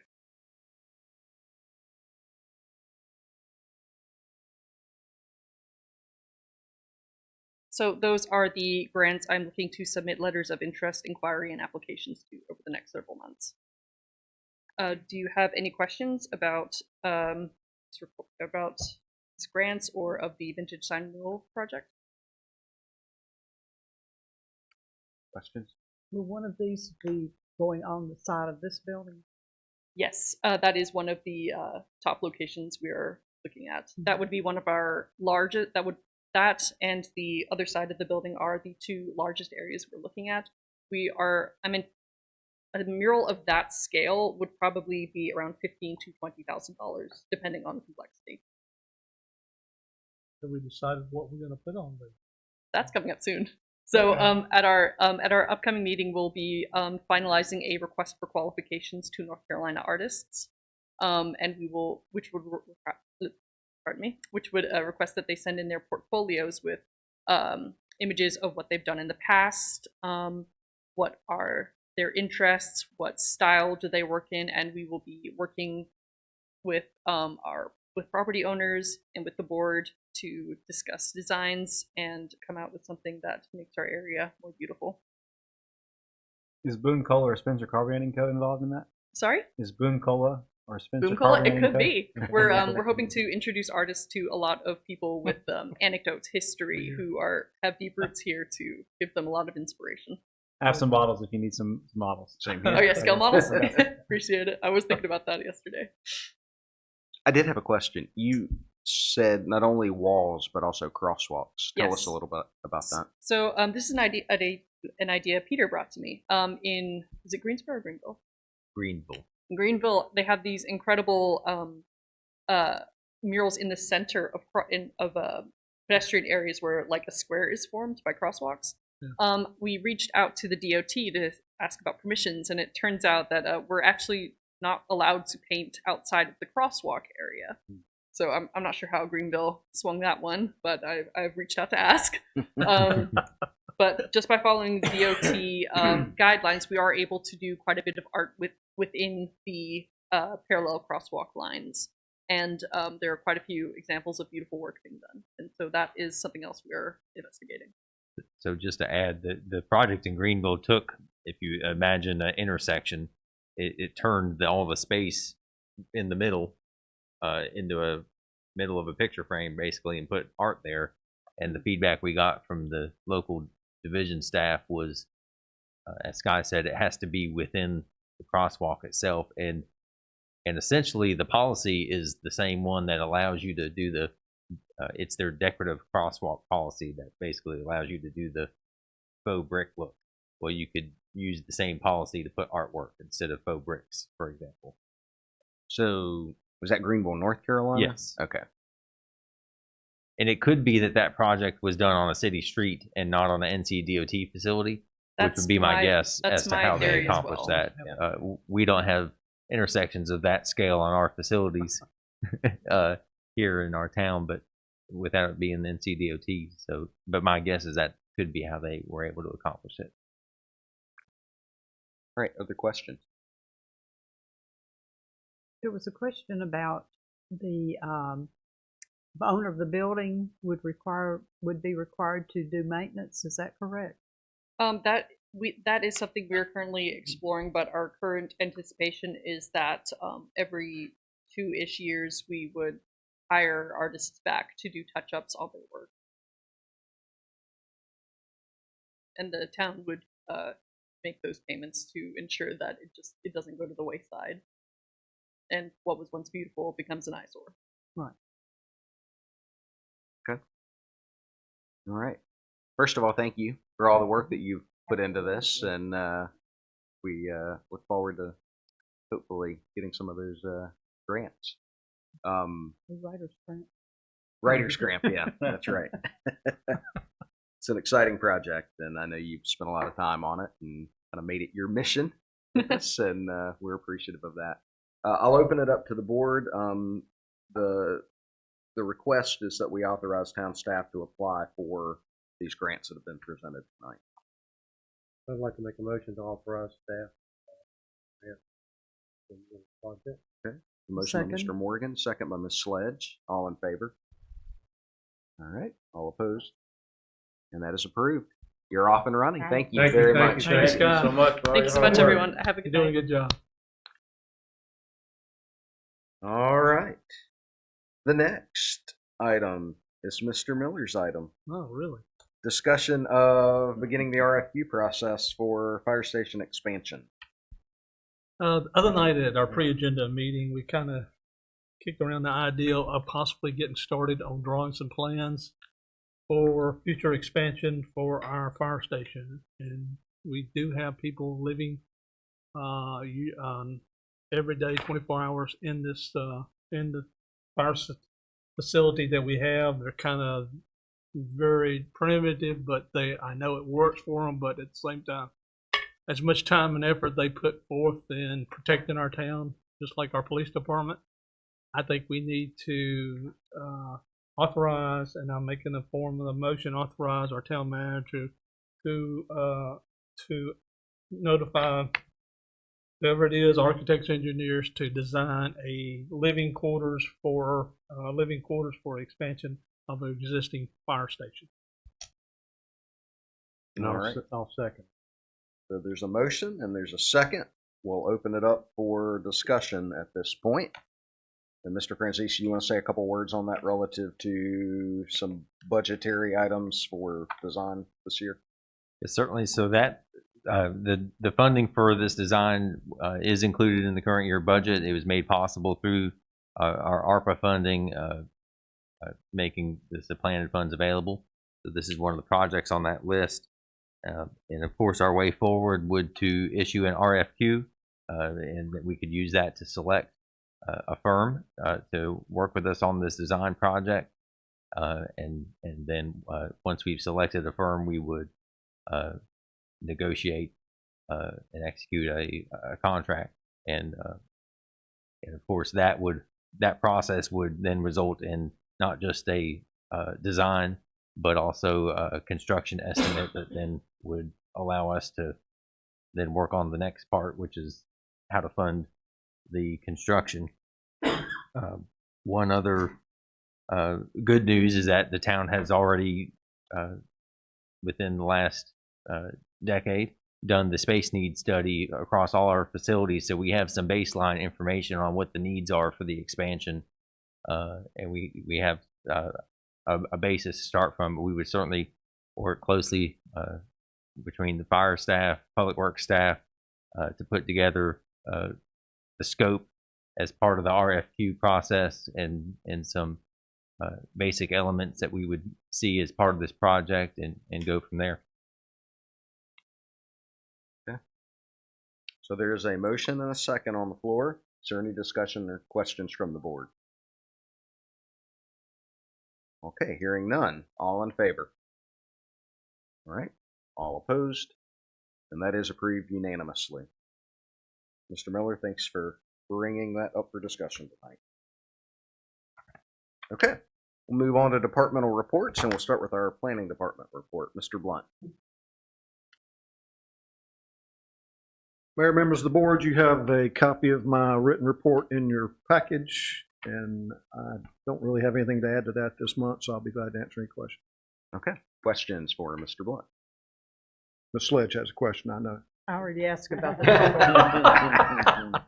I am, from this point forward, and I'll warn you, I'm going to slip something into that report that will tell me whether you've actually read the report or not. And Miss Sledge found it and commented on it. And the rest of you go back and read your report. You'll find out. Thank you, Mr. Blunt. All right. Mr. Osborne, Code Enforcement.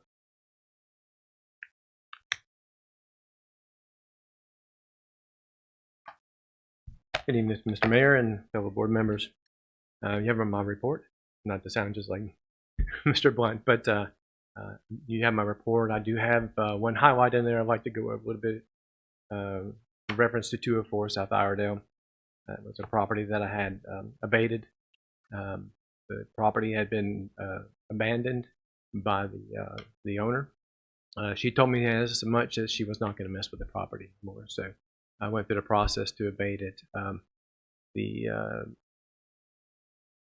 The paperwork I gave you with it gives you the events, that process will kind of explain it to you. But there was a little bit long get this abated because the owner did tell me that she was selling the property, so I waited for the period of time to see if that home was going to sell. And unfortunately for her, it didn't sell because I, from there, put it up for a work order. Our Public Works Department was not able actually to clean that property up. They couldn't get their equipment in it to clean it up properly, so I had to go through the process to get quotes to get some people out there. But you can see the before and after pictures of the property. The mowing was not in me. It actually, the owner hired somebody to mow it, if you can believe it or not, at the same day I was abating that property. So it looks really good right now. I hope we keep it that way. If you have any questions about that particular process for that property, I'd like to go over it if you have any questions. I got a couple other things I'd like to go over while I'm standing here. Any questions on that? Okay. And so I just want to give you a little update on the Lyric Theater right here at 119 5th Street. The owner was given to the 1st of August to provide me with a engineering report on the stability of the walls. She has subsequently sent me a letter requesting an extension, having issues finding engineers to come out and actually inspect the property properly. So I'm granting her a 30-day extension to see if we can get that covered. I've also been in touch with Ted Alexander, who's also NC Preservation for the region, and he's aware of the situation in the process that I'm going through with her. And she's actually reached out to him as well, so she's trying to keep everybody abreast at this point. You can see that she's had all the vegetation cut down, some of the trees that were growing up through. So she's making some progress to try and clean it up to the point where she can actually have it properly evaluated. So we got some progress there. So I'll take a little baby step here and there over nothing at all. Any questions on the Lyric Theater right now? What's her plans for that building? Do you know? She's got a variety of plans for that building, but she has to put it back into an operational state in its original manner in some form. But I think she has some ideas of putting some type of stage or something in there. So, but I've not really gone into the use of the inside of the property as much as just trying to get the walls repaired and keep it from crumbling and falling on somebody else's property at this point. So, how much longer does she have from a restrictive covenant perspective to complete? Return the property. She's got to. Can't remember the exact month, but I think it's somewhere in May of 24 to be fully complete. If that happens, if she fails to be fully complete with the property by then, NC Preservation could at that point buy the property back from her, since she at that point had failed to complete her required repairs on it with the time that was set, those deadlines. Because those are deadlines, but those deadlines are not actually being monitored by NC Preservation. She's not required to provide them any information when she meets those deadlines. So they're almost arbitrary at this point. So it just leaves it up to her until she makes her deadline, that final deadline. I'm trying to keep the pressure on her and keep the ball It's moving. a drop dead date. What's that? It's a drop dead date. Either you move or you don't. That one is yes. Mhm. The other ones are a little bit more flexible. They don't keep up with it. Doesn't she have some grants, Kyle, that she has for improvements of that building, or is that correct? She did receive $2,500, not from town funding, but from the Duke Energy funding.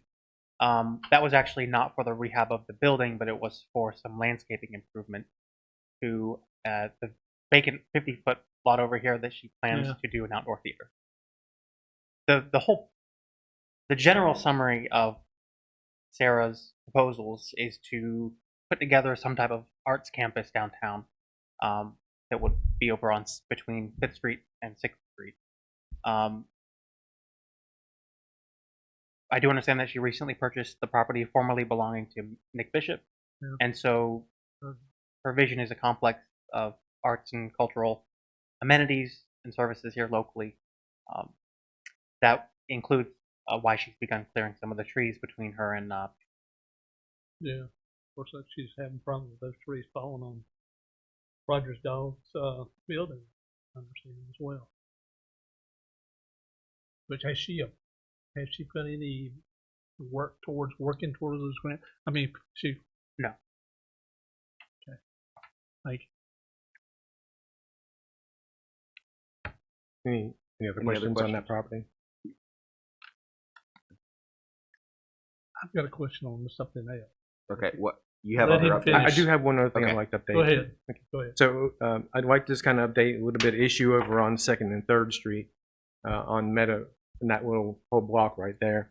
And it has a huge bamboo issue in there, and I'm trying to mitigate that.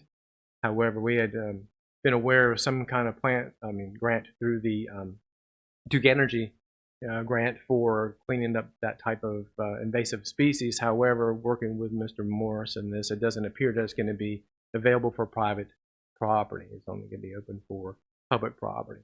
So those properties are going to have to be dealt with in a more of the nuisance standpoint of dealing with the invasive species on the property. So I've already initiated the notice of violation to the owner of the empty lot. I've already sent out notices to the owners to have another information session to talk about where we're going to go from this point, and the requirements that they're going to have moving forward with their own properties. So I'm going to push on the one property owner that wasn't present at the last information session last month, and to see if he'll respond. And if I have to, I'll bait his property, and I'll get the other neighbors to do their part on their own. That's the plan for the properties. And I know we have bamboo in many areas throughout town, so this is kind of my first step towards dealing with this type of invasive species within towns. Do you have any idea what you've got to do to save it? I'll have to find a contractor to come out and take it and take the bamboo off the property as well. No. There are other options out there, forestry mulchers and that type of stuff, but they're quite expensive. I brought that up to the property owners at our last information session as an option for them to get together and go into one pot and pay for all that stuff to have their whole property cleaned up at one time. And most of them seem to be open to that. However, it's quite expensive, and they haven't moved on at this point. You know, I have some experience with bamboo. It's not pleasant. You could get a town panda. What's that? You could get a town panda.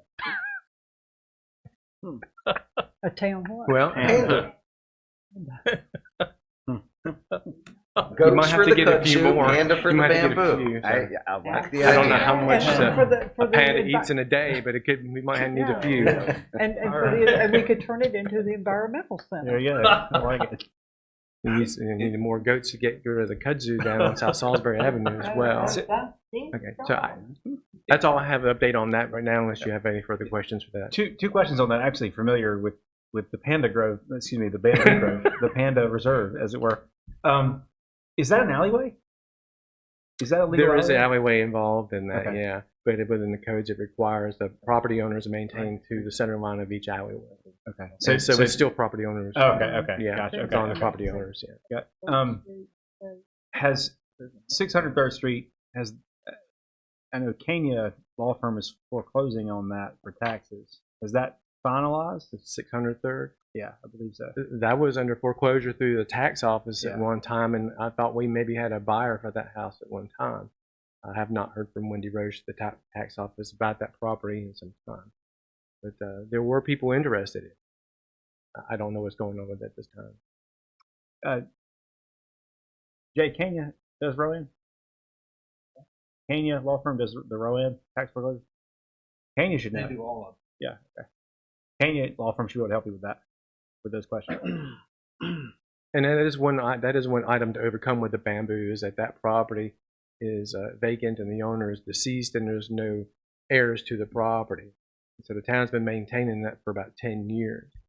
And because nobody's been willing to take it up to this point through the foreclosure process, but what are we going to do with the bamboo issue on that particular property? I'm still trying to work.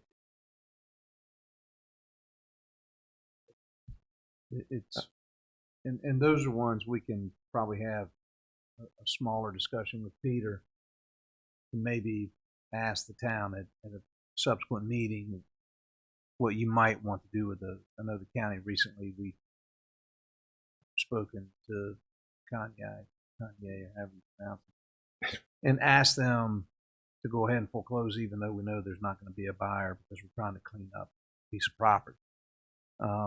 And so we would rather foreclose on it and buy it back in and cover their fees. That's the issue, is they want to get paid out. And so they don't foreclose on it unless there's a buyer. And so we've recently asked them to do one that's a cleanup site and just said we're guaranteed to buy it back in if somebody else doesn't. We will. And our goal is just to clean it up and then we'll market it and resell it. But that's a discussion for this board for a future date, probably through Peter as a policy, see how you do. But that's the only way they can get good title. And that's what the issue you're going to have is how do you get good title out of a piece of property like that? People are gone and ownership is unknown, and the only way to do it is through a tax foreclosure. All right. Mr. Miller, you had a question? Yeah. I've had several of my neighbors complain about a house that's been sitting vacant for a couple of years. High visibility on the corner of North Rowan and Whitehead Avenue. It's the house with the trees growing in the gutter. Yes, I'm aware of the one you're talking about. And like I said, it's a high visibility area because all the traffic coming down Whitehead Avenue. I'd like to see something done there.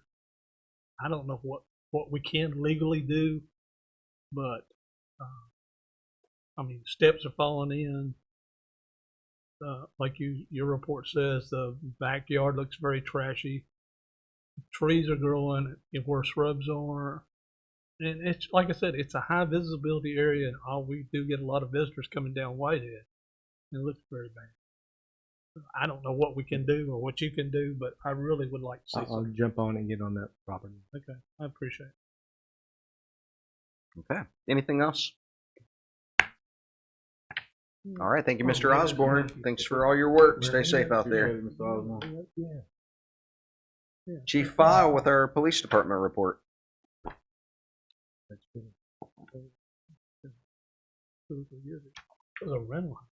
Good evening, Mr. Mayor, members of the board.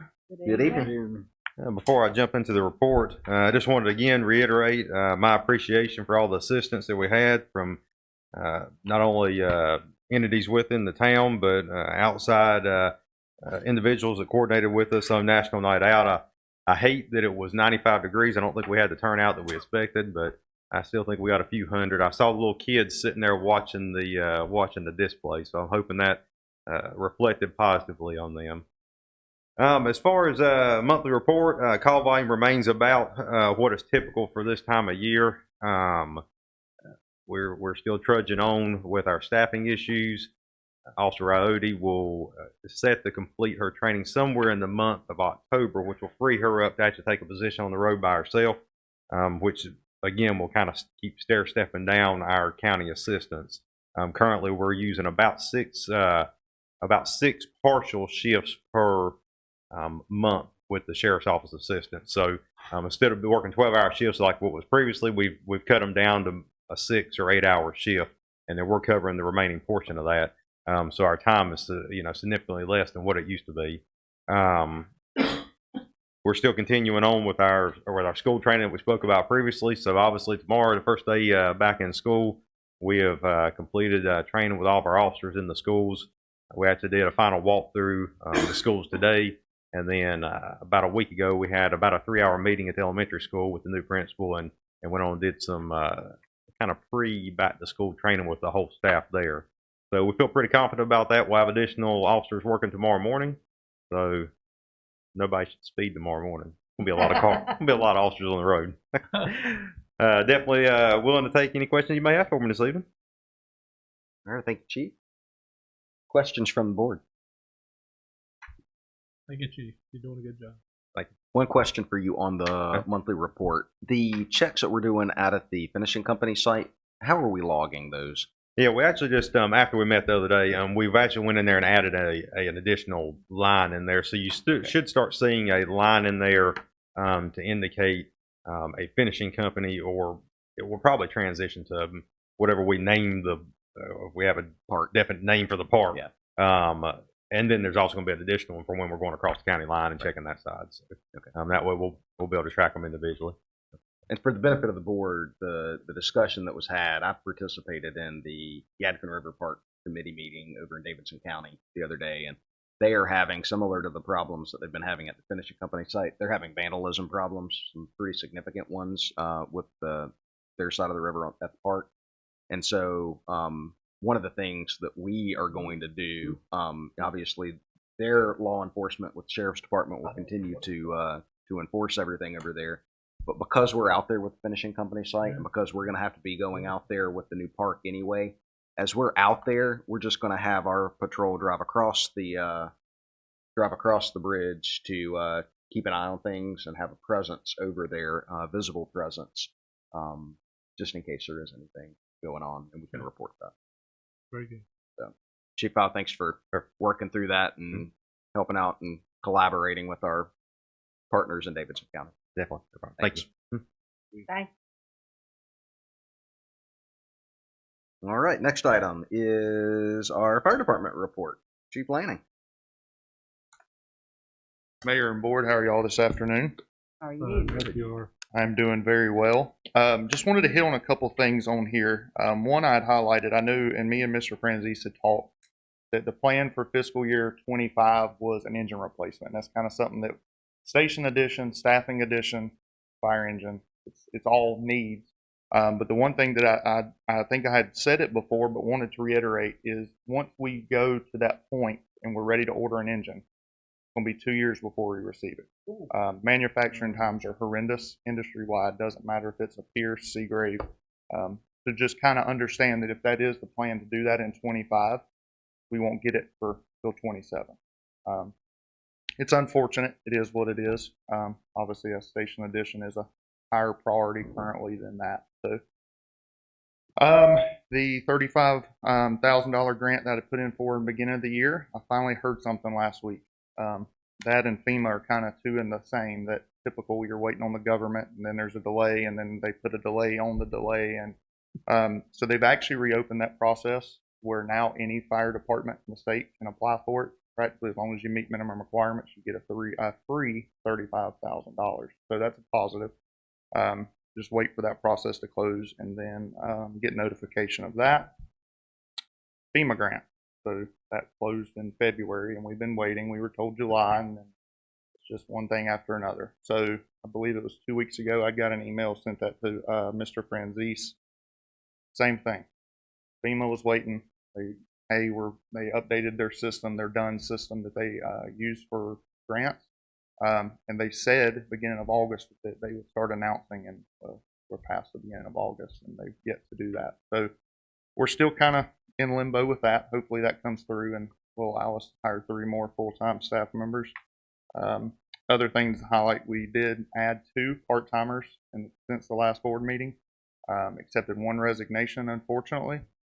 Gentleman lived on the other side of Raleigh. It was just got to the point it was more of a hassle for him to come and work and give us what we expected of him. So currently waiting on a background check for 1 more. So hopefully be adding that here soon. Any questions for me? I'd like to compliment you though on the landscaping. It's Thank you. wonderful. Really made a big difference. Absolutely. All right. How's your staff for holding up? I know y'all had to do double duty because of, The new full-timer starts tomorrow. He has been part-time for us for a little over a year. So came to us from the city of Salisbury, had 3 years of prior experience there. So he's excited. I'm excited. I know the other 2 full-timers are excited.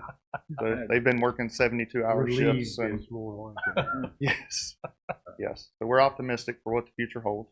So, last, he's sitting back in the corner. He didn't want to come up front. But I just wanted y'all to be able to put a face with the name, Doug Lewis. Now Doug has to come up to the front. Yeah. Come on up, Doug. Newly appointed deputy chief. He has been with us since 2018 and has been full-time with the town of China Grove since 2008. So the next 2 months, I actually will not be at the board meeting due to being in a class for the School of Government in Chapel Hill. So he will be here in my absence.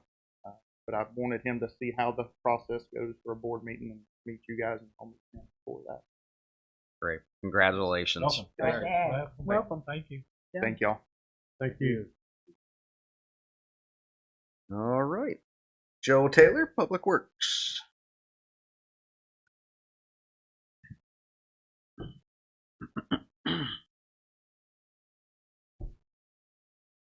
Good evening, Mayor, members Good of the board. evening.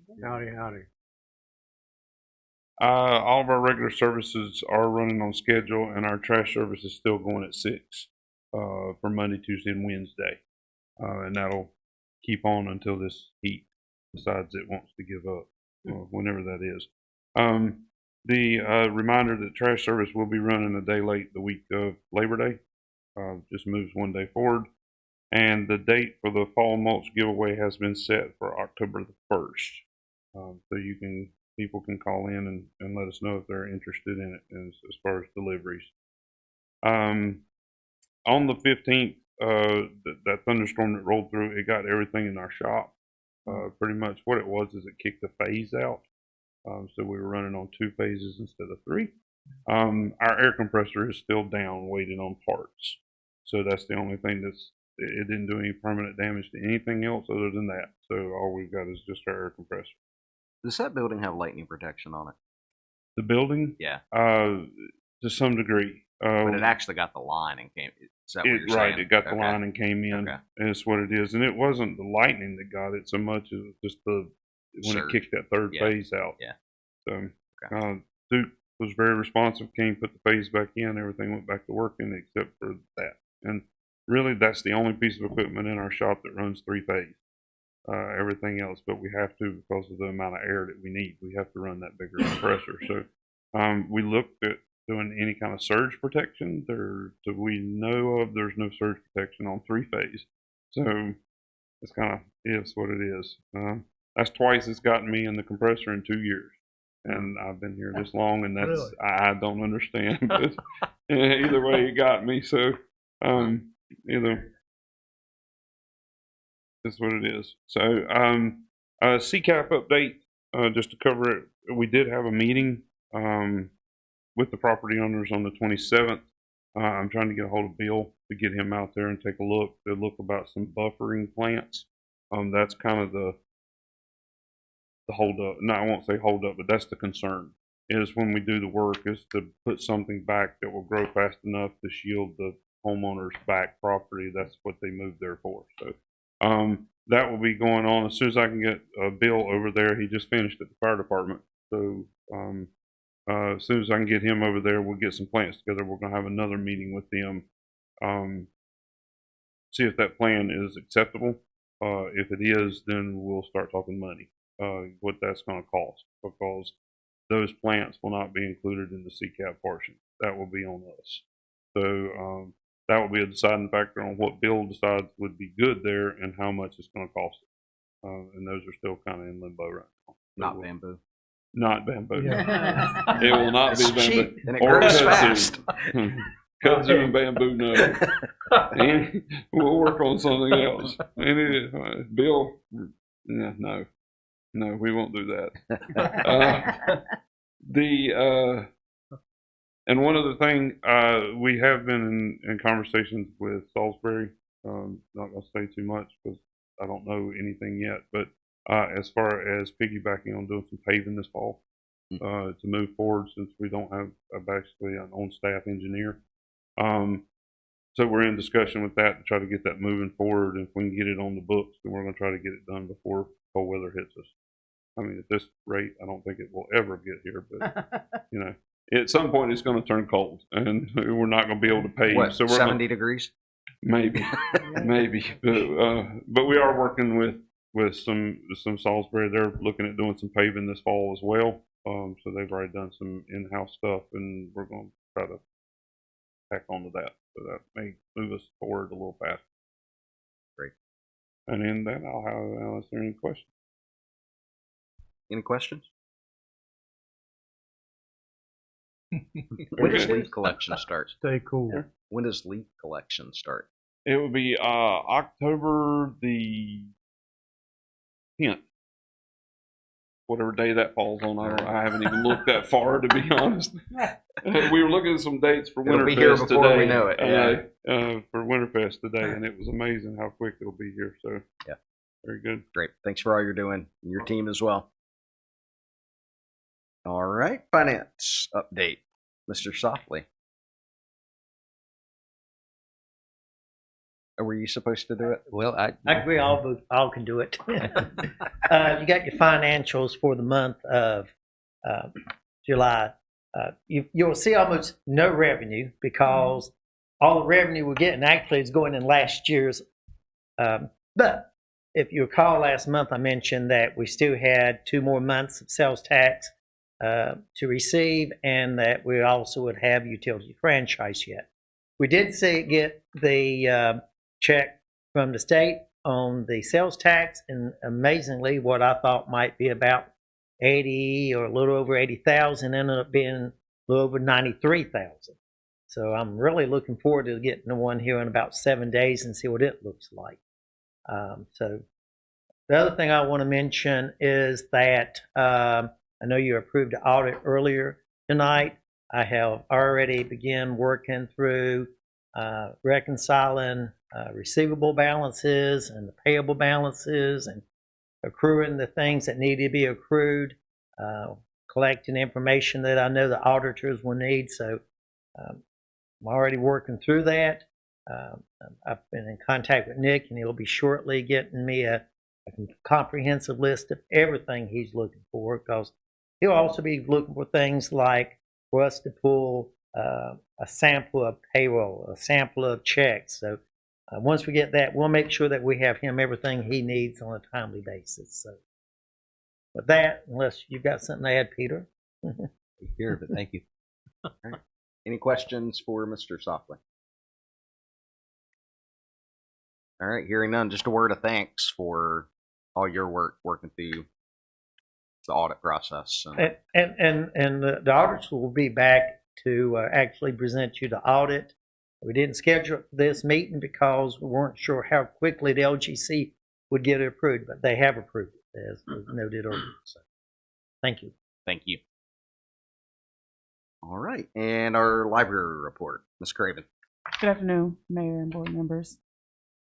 I'm sorry, good evening. It's really late. Everybody says afternoon. I know Chief Lanning operates on that afternoon clock, but the rest of us is nighttime. The library did Discover Your Superpowers summer reading program in July, and since then we've also looked at a new online catalog. We're looking at placing it onto our website. However, it allows for patrons, consumers to go online and see what books we actually have that are in the library. It categorizes it. It helps it for any reports if you're doing like checkouts, all the information is pretty much compiled: fiction, nonfiction, paper books, paperback, hardcover, nationality. It's really neat to see this. Very cheap software, but it looks like it's going to be a great thing. I think it'd be great for anyone that's wanting to look and see what books we have, because currently all the books are just on the shelf. But with this new software, Beverly spent quite some time researching, and this will be a great addition to the library services.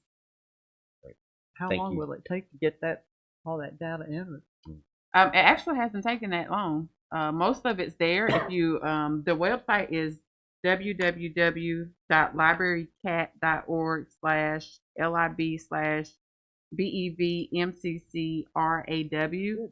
I know it's kind of long, but it's got Beverly McCraw's name into it. But if you go on there, onto the site, it just has a page where it shows Spencer Library, and then it's got a search engine there. You can go in and start typing in an author or the name of a book that you would like to see, and then it can populate a whole list of certain categories, and it'll say, if the book is in or if it's been checked out. All right. If you have any questions, I'll be happy to answer them. All right, hearing no questions, I'll also just note that we do have a meeting coming up later this month, I believe, with some members of the community that are interested in potentially exploring fundraising opportunities that would help make the second floor of that building accessible. So we'll continue to keep you updated on that process, but good news on that front. Right. There was a segment on CBS Sunday Morning a couple of weeks ago about libraries that have been refurbished and redone across the country, and it's very fascinating. If you have a chance to look at that, they've taken older libraries and turned them into works of art and modernized them and made them something that more user friendly. Very interesting. Great. All right. That concludes our departmental reports, and I'll turn it over to Peter for the town manager report. Thank you, Mayor and members of the board. I'll highlight a few items for you this evening. We've received word from the Three Rivers Land Trust that it sounds like we are within a few weeks of getting a path forward on the Standback Educational Forest expansion. They were awaiting on some processes on their end for the property transfer, but it seems like things are starting to proceed there, so we should know more on that pretty soon. That, of course, that will allow us to add more than 50 acres to the forest. And I want to thank Joel and his team. Last week did some work out on 4th Street to add some of the marked parking spaces back to 4th Street in anticipation of the new restaurant getting ready to open there, Queso Salsa. You may see me there having lunch quite frequently, and maybe others as well. I think everybody's excited to have another business opening up here in town. So I don't know of a date. That's a frequent question, is a date, and but it sounds like it's coming soon, best I could tell. I will say we do have a new person here in Town Hall. We have Candace Brown, who has joined us through Bonnie Staffing. She has some previous local government experience and a lot of customer service experience, and we will be in the coming weeks posting our full-time office assistant position that was funded through the budget process. We have received some additional applications on the finance officer. We are working on getting some initial interviews scheduled.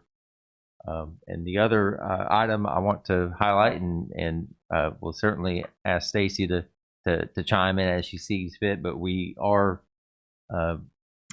as was funded in the budget, to have some recruiting software, and we have entered into an agreement with NeoGov to use their Insight platform. A lot of local government employers use this, and you get access to a feature called governmentjobs.com that our job postings will be not just on our website, but on there as well, and then go out into lots of other avenues, but it also on the back end gives us a really good platform for applicant tracking and getting positions posted and that sort of thing. So Stacy's working closely with them to get that launched over the next month, and that'll be a big enhancement for our ability to recruit our team members. Good. All right. Any questions for Mr. Franzese?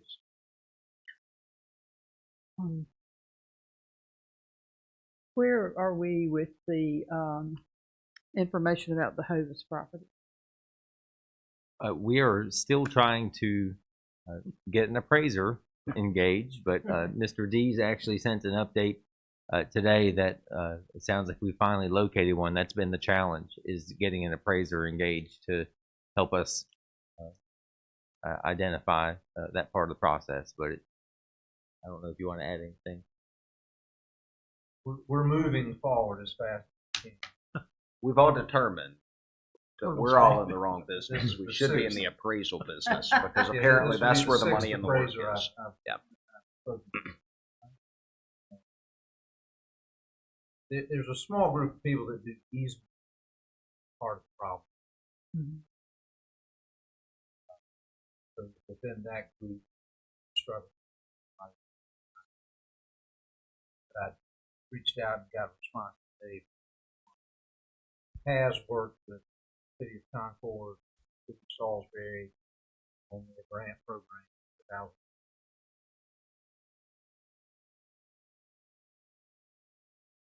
And the new person who was working with us, you said Candace Brown?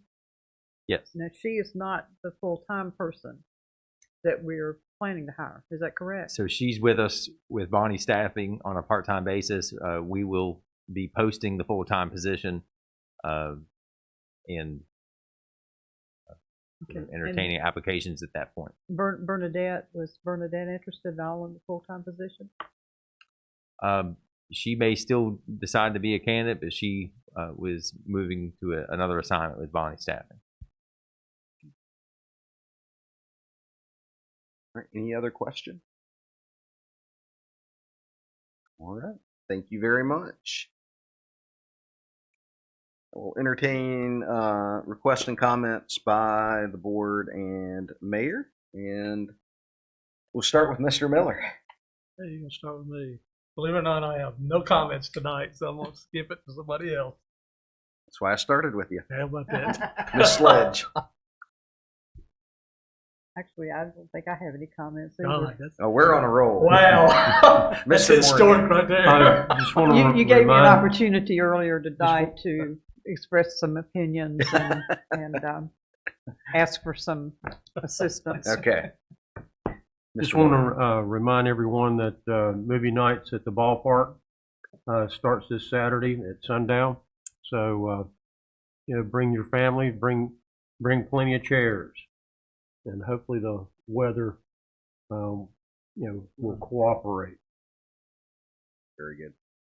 And again, thanks for your work and Lauren's work and coming up with the idea and planning that. We're trying. I did have one other question to ask. Your turn's up. Too late. We'll go back. Miss Sledge. I had a question from a citizen about where we were with the farmers market. Have we done anything more with that? There are two women that have taken that upon themselves, and I can't recall their names right now, but they are. I think they've been in touch with Peter, and I don't know if it'll happen this year, but they're laying the groundwork to make that happen next year. Yeah, and the person that we've been in touch with was, I believe Megan Davidson was her name. Is that? And so the last communication I had with her was that it sounded like her concept really boiled down to an event permit process with us. I connected her with Mr. Harris. I don't know if there was any outcomes from that connection, but in my mind, if she can proceed, she could proceed pretty quickly with that. from our end, and for example, set up under our front canopy here on a weekday evening. And Kyle, you want to add anything else? So my understanding of the process is that it started as a conversation with Amy Ray about this being some type of community appearance commission project. But then this individual, you had just mentioned her name, Megan? Yes. I've been in contact with her. She actually wanted to pursue the project as her own independent sort of venture, so to speak. I did advise her about our event permit process. I told her that we would be more than happy to work with her. It sounded like a very beneficial, the ideal type of thing we want. But I have not heard back from her since I think it was 2 weeks ago that I last spoke with her. But her vision is that she will lead, that it will not be a town sponsored or initiated project. We can explore opportunities to support her, but I think she envisions it as being something that she controls and facilitates. Very good. Thanks for that update. All right, Mr. Muhammad. All right, Mr. Howe. Oh, you put me on the spot. Just to very briefly piggyback on something that Ms. Seeger said earlier. As we start school back, former educator, my heart's still there to some degree. To some degree. No, I'm saying. Make sure you support your teachers and your administrators and your students in our schools. I am a fervent believer that a free and public education is the bedrock of a free and democratic society. If you want to destroy a democratic society, destroy the public education system. If you think that's a good idea, we should keep continuing to do what we're doing as a society. If you think that's not a good thing, and like democracy, I'd encourage you to support public schools and really the entire education system generally. Teachers are not just teachers; they're social workers and psychologists, and apparently now armed militiamen, and any of a number of other things other than just teaching. So please support them. Go to the football games now that we'll try to get there now that COVID's disappearing. Or I think maybe not. Anyway, whatever it's doing, go to the football games and buy some hot dogs and go to concerts and all those good things. Thank you, Mr. Howe. Mayor Pro Tem. I'll just say ditto for what Mr. Howe. Thank you for adding all that. All right, very good. And the only comment I have is thank you all for being with us tonight, and to our staff, thank y'all. Y'all, you make Spencer look good, and we appreciate that very, very much. So, with that, is there a need to go into executive session for any reason this evening? All right, hearing none. Is there a motion to adjourn? I move that we adjourn. Second. The motion by Mr. Morgan, second by Mr. Muhammad. All in favor? All right. All opposed? We stand adjourned. Thank you all very, very much.